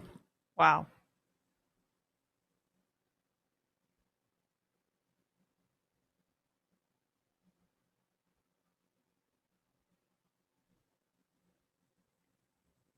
that they want to see the election stopped in its tracks right now. So, Judy, right now we're keeping an eye on this crowd. As I said, it's sort of just a standoff in this moment. It's also unclear, I should say, if President Trump's tweet calling for calm has made it to the crowd. The chanting continues, the yelling continues, at times music playing continues. It's a very surreal scene. And you cannot see, just off to my left, there's a press pen with a few dozen members of the press, international press corps. So these are people from around the world who have come here to report on this part of the American electoral process. And I heard Yamiche mentioning earlier as well, I myself, as someone who's covered elections around the world for years, I'm finding this to be a very surreal scene, that here in America, at the end of this presidential election, or what should be toward the end of this presidential election, this is where we find ourselves, with this kind of scene, and thousands of protesters calling for the process to start. That message is being now broadcast out to the rest of the world, which is watching very closely to see how this ends. Judy? Amna Nawaz at the Capitol, and you're absolutely right, surreal and beyond disturbing. We can report that Kevin McCarthy, who's the ranking Republican in the House of Representatives, is saying that someone was shot. The NewsHour is able to report from a source we find reliable that someone was shot in the chest inside the Capitol. It was not a uniformed officer, so we can assume it was a protester, but we don't know.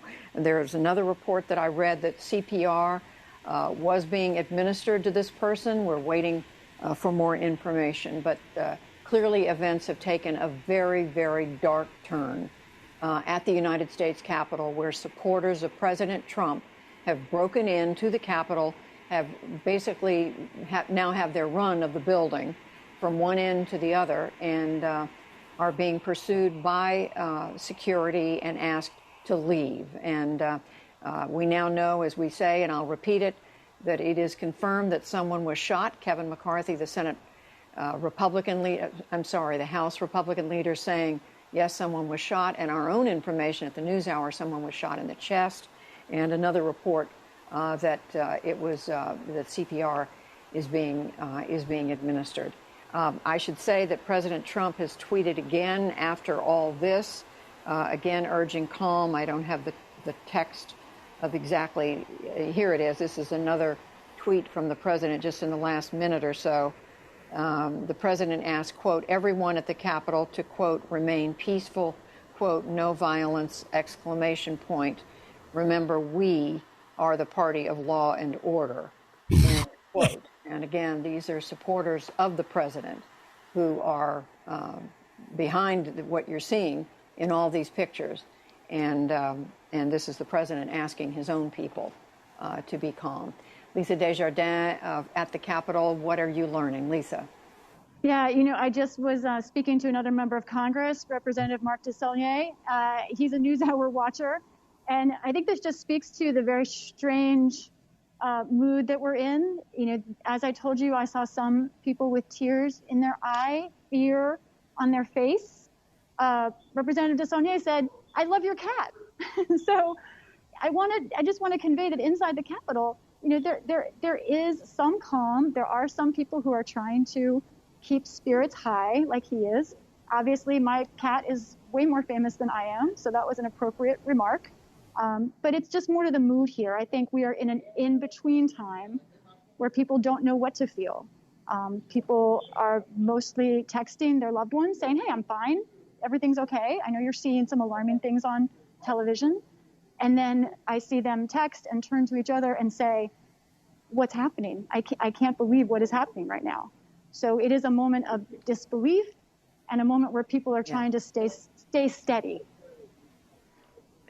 Nobody, Lisa, wants to believe that this has happened, but obviously it has happened. We now have reports that a person was shot inside the Capitol, presumably a protester. We're told it's not law enforcement, so we're trying to get more information. And I know you, Lisa, and the rest of our team will be trying to get that information as soon as we can.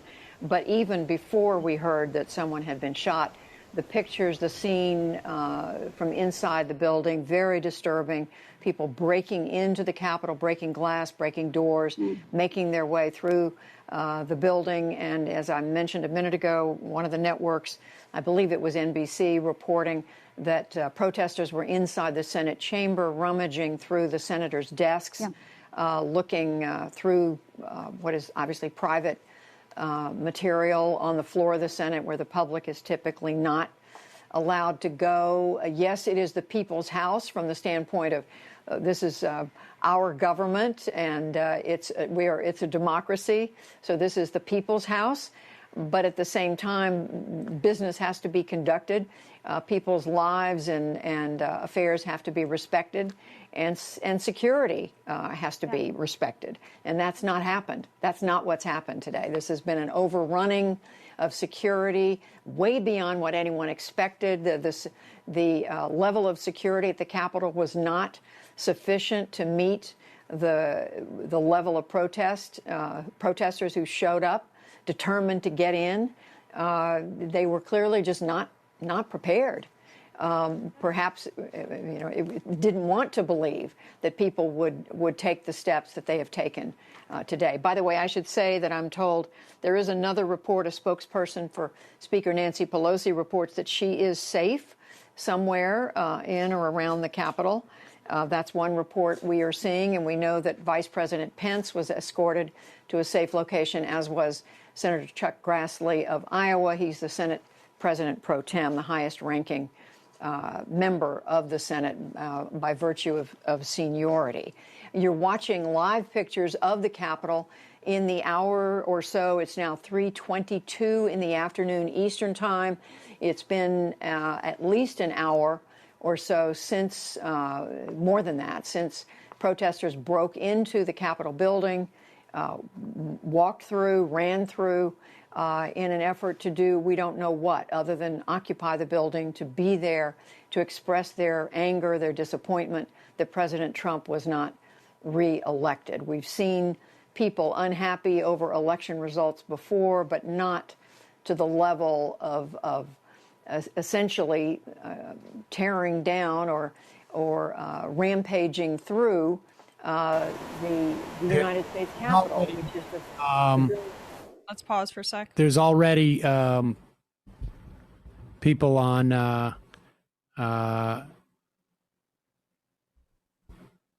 Facebook claiming that these are Antifa people just dressed up. Fucking insane. All right. Well, listen, we're going to have to, I think we're going to have to wrap it up. I don't think there's going to be. We'll send the Twitch users over to Nomiki. I'm sure she's covering it. Yeah. Yeah. Folks, we'll be back tomorrow. We will be talking about what took place in Georgia and obviously what took place in D.C. We had a little bit of a pep in our step coming in today, and this stuff is just it's sort of inevitable, and on some level, a little bit shocking that it didn't happen before this. I mean, you see the images of when the BLM was protesting, and it is sort of shocking that that there wasn't more of this. But I mean, look, you can look to when guns were brought to healthcare town halls. You can look to the Brooks Brothers riot. All of this stuff. I mean, it's just like making the point that we've been making about just even the idea of these 12 senators going in and doing this. This, each time the step, you go a little bit further. They build on them. They build on them.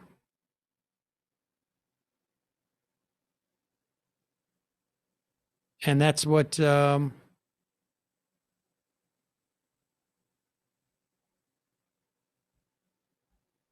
so it's messed up. So folks, check out go check out Nomi's show. We'll be back tomorrow. Until then, hang in there. hopefully that person is okay. But it looks like it's going to be. It looks pretty ugly.